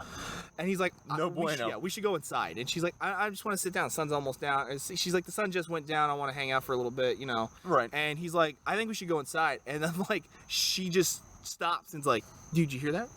And he's like, what? She's like, no, you hear that? And they look, and it's that dead. There's no noise. Oh yeah. Everything is shut the fuck up. Fucking telltale. It's horrible. A staple. Yeah. Of anything. Anything about to go bad, everything shuts up. Yeah. That's for like Bigfoot, skinwalkers, dogmen. Any encounter you're about to have in the rural areas is like dead silent. Yeah. So which never happens in the woods. Yeah. It fucking never is silent. It comes from hilariously, it comes from Greek myth. Pan would do that. He would pipe and tune out everything. Really? To kind of, because it's this idea of like dead silence like freaks you out. Yeah. That's where Pan gets his name, is panic. He would drive you to panic. Oh, the whole cool. thing. But yeah, I was not aware of that. I was like, yeah, that's like, that goes way fucking back. That was one of those something would happen to somebody, it would feel like nothing was making noise, and then somebody was like, I think it might have been a goat man. Right. But anyway, so they're hanging out and they're like, what the fuck is what was that noise? And they start scanning their property, and out they have this like field. It's essentially their property, gravel road where all their cars are parked like 20, 30 feet down. Yeah. Then this field, and then the woods. They see in the field 4 of these fucking things, all sitting. Just sitting down, and they're like sitting in pounce mode, or sitting just like kicking it. It looks like they're like, I think they just say like squatting, like down. Right. And their first thing he says is, are those bears? Until they like Olympic marathon sprint, just start sprinting across the fucking field towards the house. Oh, dude. And he's like, oh shit. And they describe it. He says, my wife, they were going so fast, my wife had the light on them, and when she tried to track them with it, they were already like onto the gravel by the time she was like getting it back to them. Like they were just across the way. So they bust into the house, they'll start locking doors. That's the thing too that I had heard too, that they are so fast. It's fucking horrifying. But yeah, so they go into full lockdown. They lock all the fucking doors and windows. They sweep the house, and they start peeking out, watching. And he's like, he says at first he couldn't find them. He was like, where the fuck are they? Right. And then he goes, the last place he looked was back out the front window, and they're just all on the gravel. He said they're just standing there, like just all in a line, just standing in the gravel driveway. Oh my in front God. of the house, and I'm like, fucking nightmare scenario. It's real bad. They know you're in there, and they're just gonna fucking punk you out. Dude. Holy shit. Especially them standing up, chest all puffed out. What the fuck? Dude, it's like the Ninja Turtle scene? Yeah. Where they're like, it's time to go back. It's time to go back. Except they're like, who the fuck's living in our farm? Yeah. So yeah, Shredder fights 4 dogmen and just gets ripped apart on the roof. It's a whole different story. Yeah. Teenage Mutant Ninja Dogmen. So they have a pretty harrowing night. Yeah, where I would say so. He's like freaking out. The wife's up calming the daughter down, and they're like, what are we gonna fucking do? And he's like, my guns are in the barn. Yeah. What am I gonna do? And he like literally, he's like rationalizing all this shit. And he says, like what could it possibly be that isn't like, werewolf? He's like, he says at that point he's in so much shock. He's more just trying to be like, what do I do? I the truck. Sure. How do I get to the truck? What do I do? Yeah. And that was the thing that the other guy told too, was Right. like he was just the panic of trying to, what's your next move? And his wife and the daughter were looking down at one. He said one of them just like looked up at them in the window, and then they all just fucking scattered. And he was like, so well, he started. Could be bad, he was like, ooh. So he was like, what do I do? So Right. he started being like, okay, I can make it to my truck because I know I can't get to the guns, but I can maybe back the truck up. And everybody can pile in and we can get out. Sure. So he does. He unlocks the door. They lock it behind him. He walks out. He says he got 10 feet, and the second he started kicking gravel, they started bounding out of the fucking field again. But he's like, there's only 3 of them. And he's like, where the fuck's the last one? Right. And yeah, they literally, he just started bolts. He goes in as they all, he says he hears all of them. The 4th one came up from the side or some shit. But he says he hears them all bound up onto his hardwood porch and then go around the deck of the house. Just Right. All around. Flanking the... Damn. And he's like, That's the thing, too, is they're smart. Yeah. That's horrifying, too. But yeah. They know how to work door handles. I saw a couple things where they were 100%. trying to open the door. Well, I mean, it's one of those things where sometimes the people are saying that they're animals, but a lot of times no, they're people, dog people. Yeah, this is not an animal. And there's no real resolution to this story. He just they just hid in the house until these things just stopped. They just eventually left and they stayed inside all night, and then they're just I don't know. That's a common thing too, is that there is no resolution. They don't kill it. There's nothing. Right. You don't find a body. Nobody gets mauled or anything. They just... Yeah, because you survived. There is no victim. Yeah, exactly. Yeah. But that one stuck with me. That one's up in, it's something Alpine, Maine or some shit like that. Damn. You can look that one up. That one, I was like, it was something about there being 4 and them just standing there in the dark driveway, just waiting. Yeah. I don't know, freaked me out pretty bad. They're no joke, man. There was a couple of them that I was, the one that I told earlier, they all follow a pattern. Mm-hmm. And I just don't know why they're not calling them werewolves. It's always dogmen and stuff. Why? I believe. What about this is not a werewolf? I believe it is due to us as a society having to change the general terms of things. They were werewolves back when we were superstitious and we thought magic was a thing, but magic's not a thing now. Right. So crazy people have to reevaluate it and go, well, what if it is not a werewolf, but it is a separate entity that has been evolved creature? Right. I don't like that they're evolved creatures. No, I think we covered it already. Yeah, it's really stupid. It's like what's going on with skinwalkers being, or even Bigfoot being relabeled as aliens. Ugh. Or the fact, even alien abduction stories themselves are a relabel. Those used to just be, night hags, coming in and fucking with your dreams.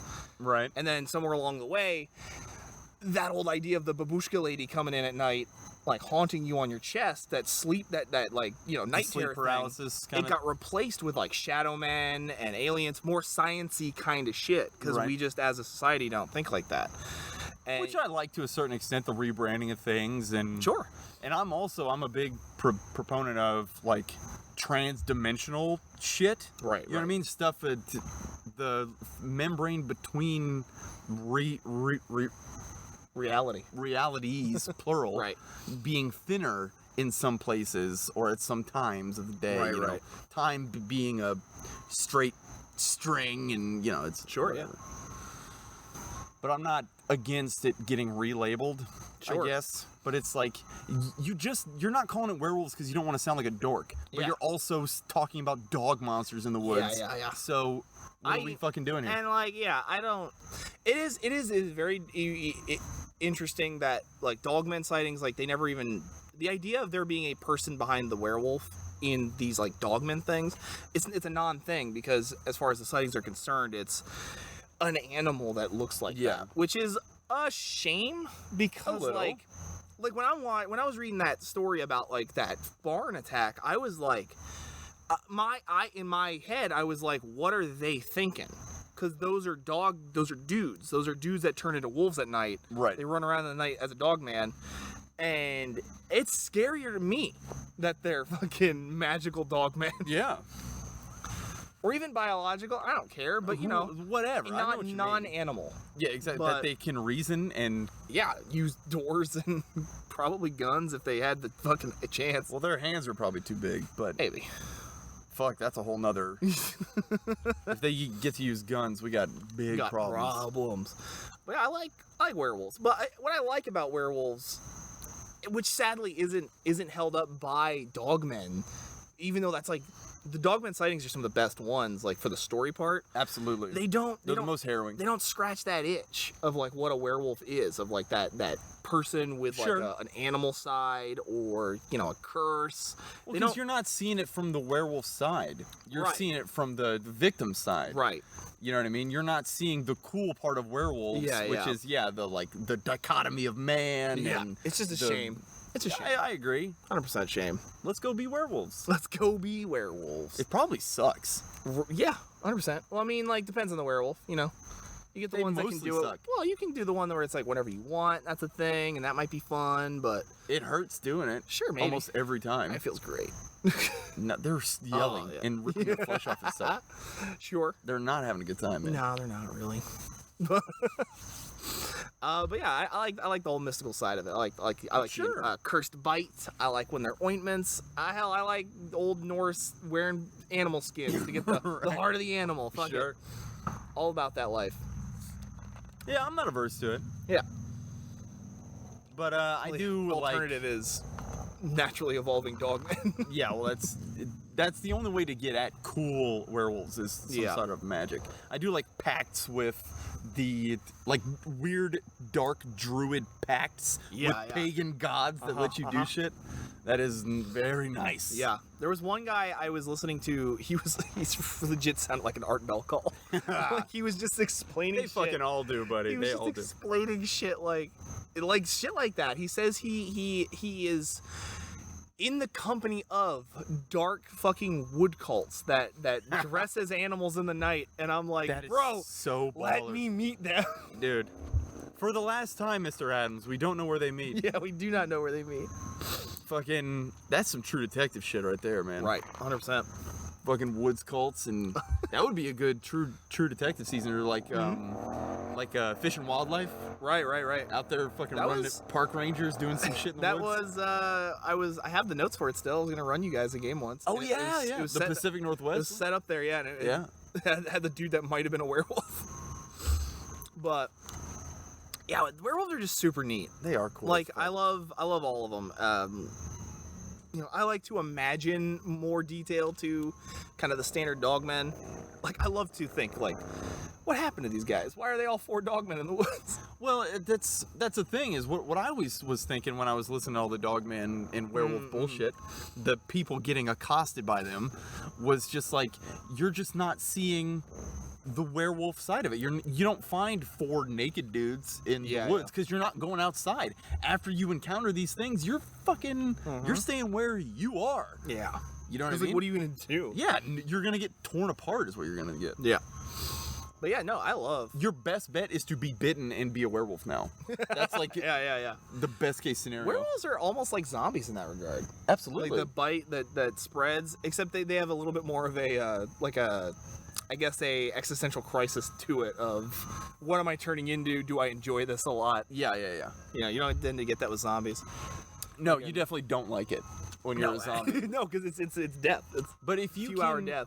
it's almost like breaking a fever. yeah. Like if you can weather push through it. if you can weather the storm of the transformation, you get to be a werewolf.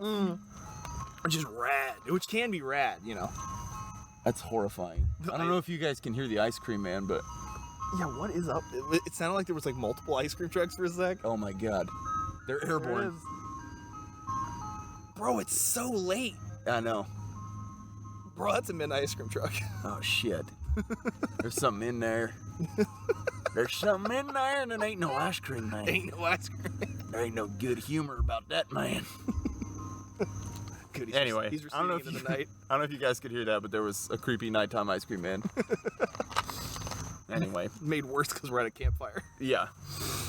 Oh man, do we have any more? I guess real sightings that are notable. They pretty much all run the same formula. They're Yeah. interesting. Like I'm saying, just go follow Dogman Encounters. Well, maybe Sure. you don't have to. You should subscribe because it helps them out. But damn, and there's lengths of them too. They had on like fucking 9-hour videos on there. Oh yeah, 100%. Not fucking playing around at all. But they all follow the same formula, Sure. really. There's lots of cracking. There's yellow eyes, pointed ears. They're Sexy fucking chest, and huge, shoulders. jacked. They're just Fabio. Dude. Or like 90s Fabio, though. I'm Right, sure. I right. bet he's not in shape anymore. Yeah. Mr. Universe style bodybuilder. Cracking. That's what I find so bizarre. It is weird. They crack. Yeah. Well, And it always sounds like a bunch of people cracking their it knuckles. lends to that idea that it's not like it's an unnatural form. Yeah. Maybe. But once they get all cracked up, they're fucking ready to go. It might be, They're gonna fucking sprint after you. yeah. You know how some people before they get to doing something, they're like, Yeah. like let's get it done. And maybe that's what they're doing, but with their whole body. Because after that, they can leap 30 fucking Yeah. feet and run 60 miles an Run hour. miles. Yeah, dude. No, yeah. Dogmen or werewolves, come at me. Fuck you. Yeah. Hashtag all dogmen are werewolves. Yeah. Let's get that going. A dogman is just a werewolf you haven't met yet. Yeah. Anyway. Well, so I guess we will move on to the movie of the night. the movie of the night. We watched Jack Nicholson's Wolf. It's pretty good. It's a movie I feel time has forgotten I a think little so. bit. Because it's one of those. It was made as a companion to or at least it was intended to be, that like 90s era. Let's do really art house versions of Universal monsters with Yeah. like Coppola's Dracula and Brenna's Frankenstein. Did he direct that, Branagh? Pretty sure he's in it. Frankenstein? He definitely is. He's in every movie he directs. He should have played Thor. Yeah. Or Odin. 90s Brenna would have been a great Thor. I will go to my He's grave. just a good actor. He can do whatever he Do wants. whatever he wants. But yes, Wolf is a classy take on the Wolfman story. It is As classy as it can be. Yeah, it's an interesting type of werewolf too, because he gradually becomes the wolf, Yeah. rather than like he is when the full moon's out. You better watch out because he's a wolf man. Yeah, well they don't even get down to fucking anything. He gets bit inside of 35 seconds. Like, Oh, yeah. immediately bit. Absolutely. And it's legit just about. Well, the rules of wolf are a little different because normally it's you become a werewolf and then you start killing people at night. It's a whole thing. Yeah, But it's a problem. In wolf, he is going to eventually become a wolf. yeah, a Is, legit. is the thing. Oh yeah, there was at the beginning. There was Yeah. like a bunch of wolves Of like out there. big dark wolves. Yeah. And he's kind of informed that like once it finally takes hold of you, you will become a wolf proper. Yeah, But and they got the fucking yellow Yeah, eyes. do we get the best of both worlds in this movie though? Because We like he has nightly events where he kind of like wolfs It's out a just little like, bit. It's 90s Jack Nicholson. Yeah. Running through the woods. Yeah. Sometimes it's clearly not him. Yeah. But most of the times it's just like, look at him, old man running. But then he's like really getting beastly about it. Yeah, It's very, very fun. But we get we get the best of both worlds of like I like wolf werewolves. Oh, we I get see, that, I see. But we also get like a fun like kind of modern uptake of Wolfman the makeup? Yeah, Wolfman. It Yeah. looks good. It does look good. But yeah, this movie is like we were joking about it. It's Raimi's Spider-Man. Like it's 100% Yeah. the same plot. He has so many scenes where he's just like smells at a dude's breath like, "Yay, tequila's not a morning alcohol." Yeah. And then later he hears him and he calls him and says, "Hey, I didn't just say it like this, dude." And he's like, "How does he hear me?" Yeah, he's picking up all kinds of... I forget what else he was smelling, too, but he's smelling all type of shit. Everything. There's that fun moment where he goes to his secretary and she has a sandwich and he just picks off He's the just, roast yeah, beef. he's just starting eating the meat off it. He doesn't take it all, though, because he's not a dick. Yeah, the movie. Yeah, he actually is. It's pretty good. The movie is essentially he's suffering like a midlife crisis.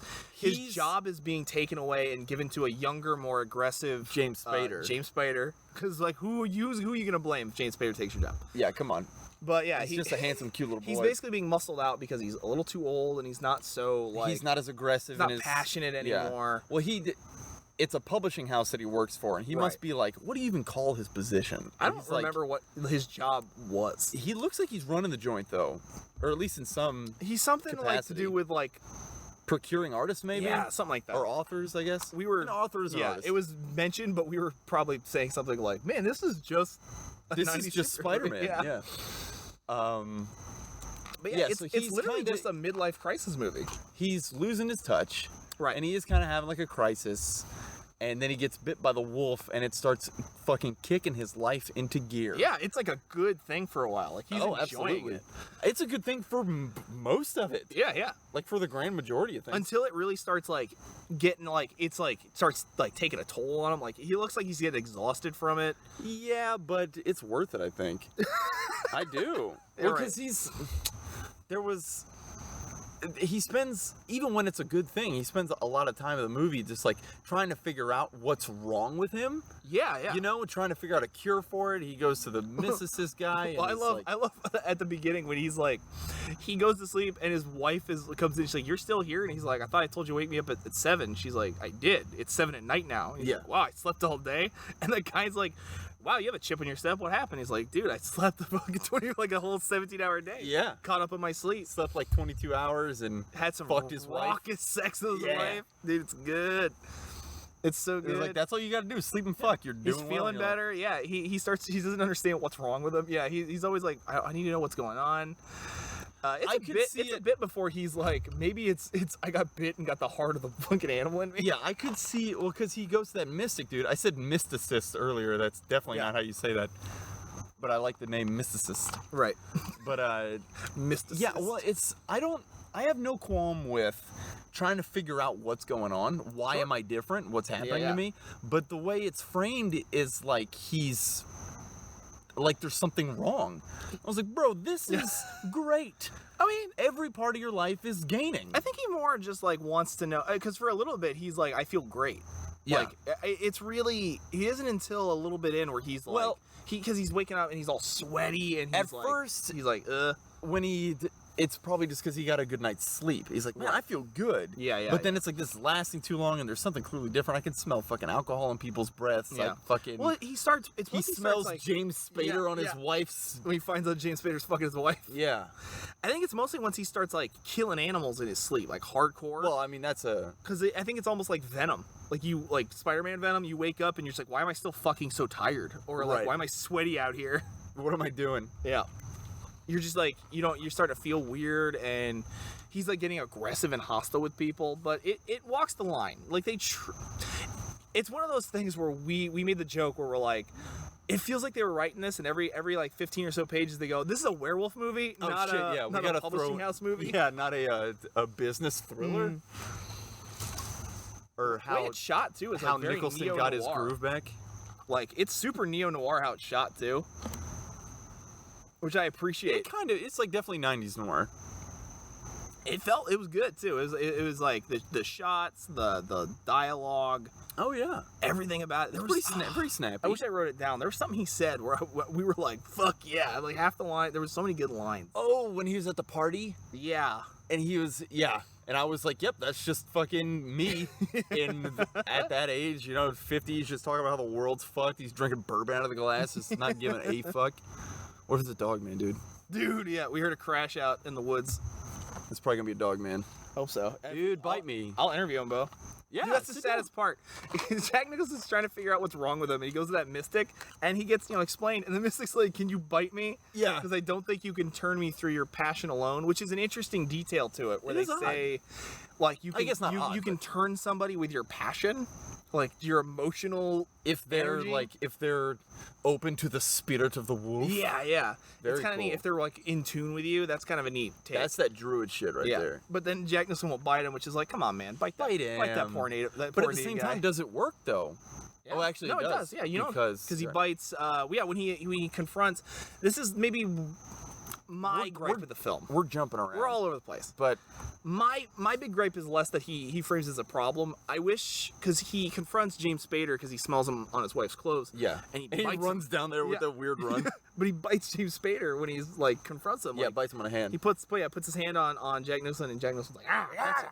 And from then on, we're like, dude, James Spader got bit. Yeah. So we're waiting for that, and the movie never like goes there, really, until the end. Yeah. I would have appreciated more of like a B plot, Of James Spader trying to deal with it slowly in like, a way tweaking out. different way than Yeah, because Jack Nicholson is he's dealing with it. way into being a Yeah. horrible monster. And there was that thing too, where I was saying when James Spader goes to that compound at the end, or like the mansion, where Right, the right. final fight takes place, and it's just like, hey man, what's wrong with your face? What happened to you? What are you, dude? Nobody asks. Yeah, nobody cares. There's just a security guard looking at a wolf man going like, hey Yeah. buddy, want to see some ID? Or whatever. But yeah, we missed the most important part is that Jack Nicholson starts an affair with Michelle Pfeiffer. At a party, or at least he meets her at the party. He and meets her at they the party. Start And a thing. there's a thing too, because he goes home and he smells James Spader's love funk on his wife's clothes, and goes down there to confront him, bites James Spader, gets visual confirmation of his wife being there, and then is like, all right, we're burning this motherfucker to the ground. He doesn't get crazy either. He just Nope. very calmly dismantles both their lives. Yep. He just fucking gets because he's got the spirit of the wolf in him, and he starts to realize the control that he really has. He's and the people are alpha. just taking advantage of him. He starts pissing on James Spader's shoes. That was the best. It was fucking awesome. It's like, what? I'm not doing nothing. I'm just relieving myself, and you're Yeah. in the way. So get the fuck out of here. It's Starts marking my territory. and he even bumps his own job up because he's like, dude, I'm gonna take all these authors I'm out, yeah. and start our own publishing house. It's not really that big of a deal. yeah. So that's what's going on. Yeah, he muscles his way into keeping his job. And Christopher Plummer's just like, all right, well, what if I just give you his job at a little bit more pay? And he was like, bitch, at a lot of bit more pay. He names his own terms. He's just taking control of his life. He's feeling good. Jack Nicholson, great. back into gear, dude. He's back on top. Mm-hmm. And then real wolf shit starts happening. Yeah, he starts killing deer in the woods. And Yeah, he starts killing deer. sweating all the time. And, Killing. Remember when he gets jumped by those gangbangers in the street? oh, dude, and he eats them. He pockets that dude's fingers. He later on pulls human fingers out of his pocket, and I was laughing so hard thinking about him putting them in his pocket. Like, he's like, man, here's some good fingers, dude, and puts them in his pocket. later. Remember when he cuffs himself to the radiator of that hotel room Right. and just has raucous sex with Michelle Pfeiffer too? Yeah. Good for Jack Nicholson, man. Right. But it's mostly, yeah, a lot of the movie is him Reflecting. reflecting on his life and where he is. And this is like, it's borderline. I mean, I think it might be if I'm talking about for serious movies, like I would always say like American Werewolf is probably like the werewolf movie. Sure. But Wolf is like such a close contender for what I want from a werewolf movie. Okay. That idea I pitched, I mentioned it earlier. No issues with I think that. while we were watching it, I was like, there isn't really a romantic. The werewolf never had what vampires got. That romanticized. Right. Chicks aren't trying to bang werewolves. Yeah, there's no renaissance. Well, there's of the Twilight one it. Yeah, but I with the chest. don't want to talk about him. I mean, We didn't bring any of them up when he did we vampires. didn't, did we? Cause fuck him. Did we bring Twilight up when we were doing vampires? Probably Maybe. not. It's not exactly in our periphery. The Twilight movies. No shade if you like Twilight. It's whatever. But We never had the movie of like brooding self-reflection. I've really. never seen them. I've never seen the Twilight movies. Oh, you talk about on my bad. My bad. In Yeah. general. But this is the closest we get. This like fun, like what is it to be a werewolf? A werewolf How does it businessman. feel? Yeah, I think him being a schlubby old middle-aged dude is great. The best. Yeah, it's pretty because it good. would be so easy to be like Jason Momoa is wolf. Yeah, right. But to be like, it'd be like nowadays. What's that guy? What's his name? Or He's if like- it he's- starred James Spader. Yeah. In the first place, and he was like, then it's more Sam Raimi's Spider-Man, where he's like Yeah. a timid businessman. He's kind of getting stomped on at work, but he doesn't have the balls to say anything about it. And then he gets bitten by the wolf and is Yeah. like taking charge. He gets promotions. He's slinging dick, banging chicks. Slinging dick. And then, and the Yeah. confrontation It'd be comes. like- And then probably he would bite his boss, and Right. his boss is the werewolf, and that's the werewolf Yeah, fight at yeah. the end. And it's kind of like, It'd be like casting that guy. I can't remember his name, but he's in this fucking movie. Is he? The lead detective. The guy- Oh, yeah. yeah. I was thinking, I'm like, it'd be like doing a movie and being like, we have Brad Pitt and that guy, and then it's like, let's cast that dude as the dude who's the werewolf. sure, yeah. It's just, I don't know, it's fun. It's fun to do that idea of like that alpha, like weird alpha. This movie is low key about toxic masculinity in a lot of ways. Oh, for sure. It's really awesome in a lot of and like, how in a meta sense, it's fun.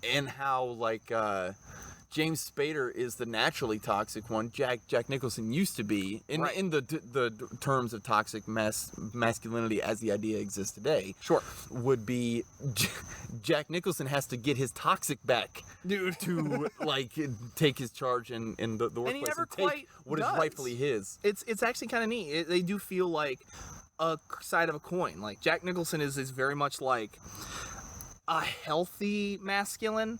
He's just flexing power. He never flexes it on people lower than him. He's always flexing it on his boss. Like his That's a secretary good observation, and his bud. assistant love him.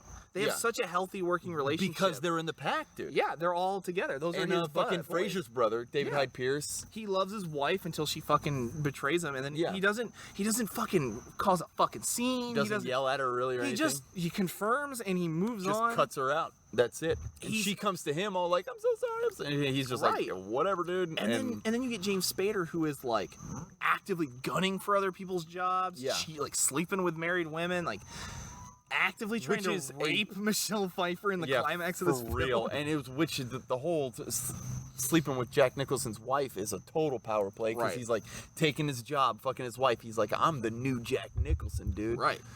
So there's some subtext there to be had, absolutely. And then once you get a dude like that who is the wolf, Yeah. you know, it's clear that It Jack just brings Nicholson, that shit out of you, man. Exactly. And that's he's like good. enjoying it, smelling shit. Everybody's smelling shit. Yeah, like Jack Nicholson, it really is exactly what I want from like this kind of movie of like because even the Indian guy, the mystic, we keep calling him mystic, but he's like a college professor. Like he rates books. Oh yeah, he Like, is. he's a super well But he's like a low key mystic though. yeah, he's super into that stuff. Yeah. But that idea of like You saw his fucking apartment. He's a mystic. like the wolf brings out in you what was there, and some people like fall to it easy, and some people can fight it. Some people can run with it. Other people like it overcomes them. Yeah, and I love that aspect of it because like the movie's about that. Like Jack, that's why I wish James Spader had more time to really just be like, no, show James Spader being crazy. Because it's at the end of the day, it's about drive. Yeah, yeah. You know, so it's like, how do people use their drive?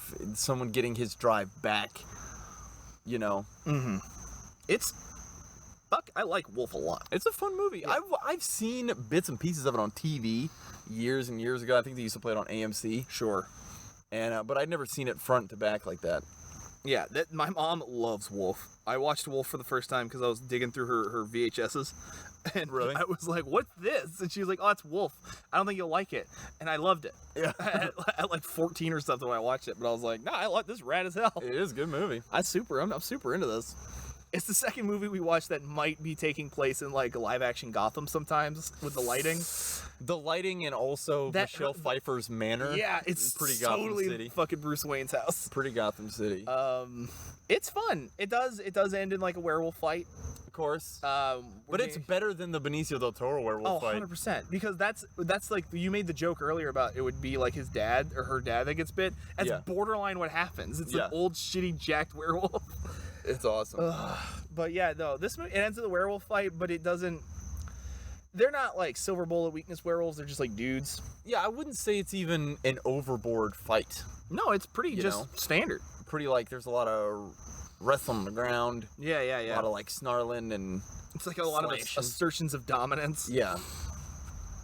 And then they kill Which James is Spader. honestly it's the plot of the movie made manifest is this 100%. werewolf fight. It is actually it is. It's like rewarding you for sitting through the emotional and dialectic emotional issues by being like, all right, now here's the fucking fight. Here's what it means. Yeah, here's the fucking point.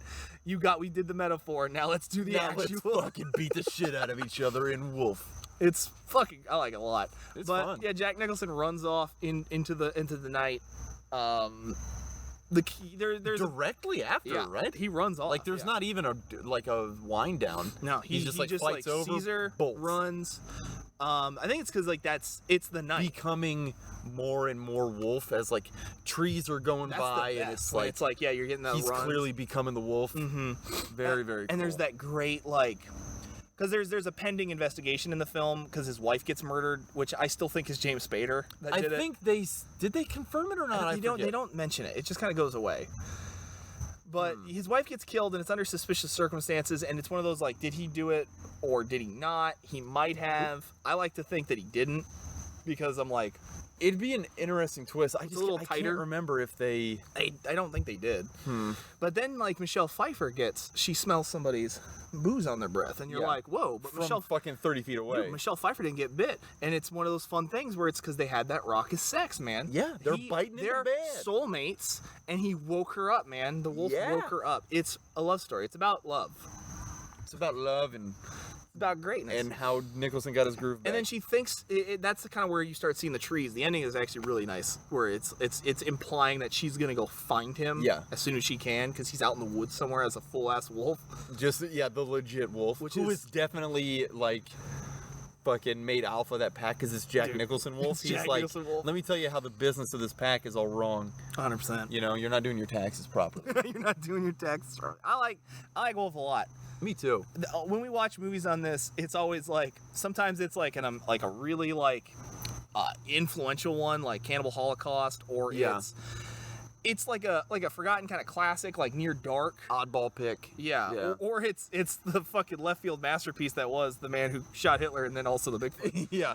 But this is one of the first times I feel like I made sure to pick one that I was like, this is what I think is one of the best ones. Sure. And I agree. I mean, granted, it's unfortunate that werewolf movies don't exactly have a high bar on the whole, you know, because you got, like you said, you got your American Werewolves, you got your Howlings, you know, but the Howling is like it's fun. I wouldn't say it's like as quality cinema as Wolf or American Werewolf. 100%, yeah. But it's still like, it's cool to see werewolves. Yeah. So there's always that. But it is unfortunate that there's not more rad, well done, almost high concept werewolf movies. Yeah, they like I mentioned earlier, they've never had their renaissance. They're like really artsy renaissance. None of them really have, aside from vampires. But yeah, I don't know if you could do it for every vampires monster, are just they're naturally sexier, dude. Yeah. Well, werewolves are super sexy. I think so. Every dog man encounter tells me that. Yeah, of course. You see his shoulders, his rippling chest, rippling chest. Yeah, but it's like vampires, they're like more mysterious. Sure, Like they're more sophisticated, whereas werewolves is like, yo, it's what I would rather be. Where it's like, I just want to be a beast in the woods, dude. I just want to be running around. I feel like it appeals to a kind of person's romantic ideal that nowadays might be considered like toxic as fuck. That idea of like. This might be like stretching, but I feel like one of the reasons we never see it is I feel like most people look at it and go, would you be like, is it healthy to be in love with somebody who's like, I'm sorry I got fucking angry and almost killed you. I do love you. Sure, it's borderline abusive. Although I would argue that like vampires are fucking super creepy, emotionally abusive people, but whatever. I totally take your point though. That is a killer observation where it's like, you know, sometimes the animal comes out, but you shouldn't don't judge them by the animal, judge them by the man. Yeah.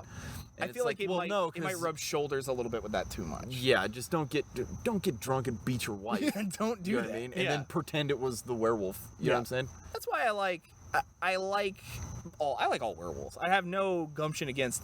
I like the dog ones. I like jacked human ones. I like cursed ones. I like magic ones. I like normal ones. Just whatever you got. I like Jack Nicholson in love ones.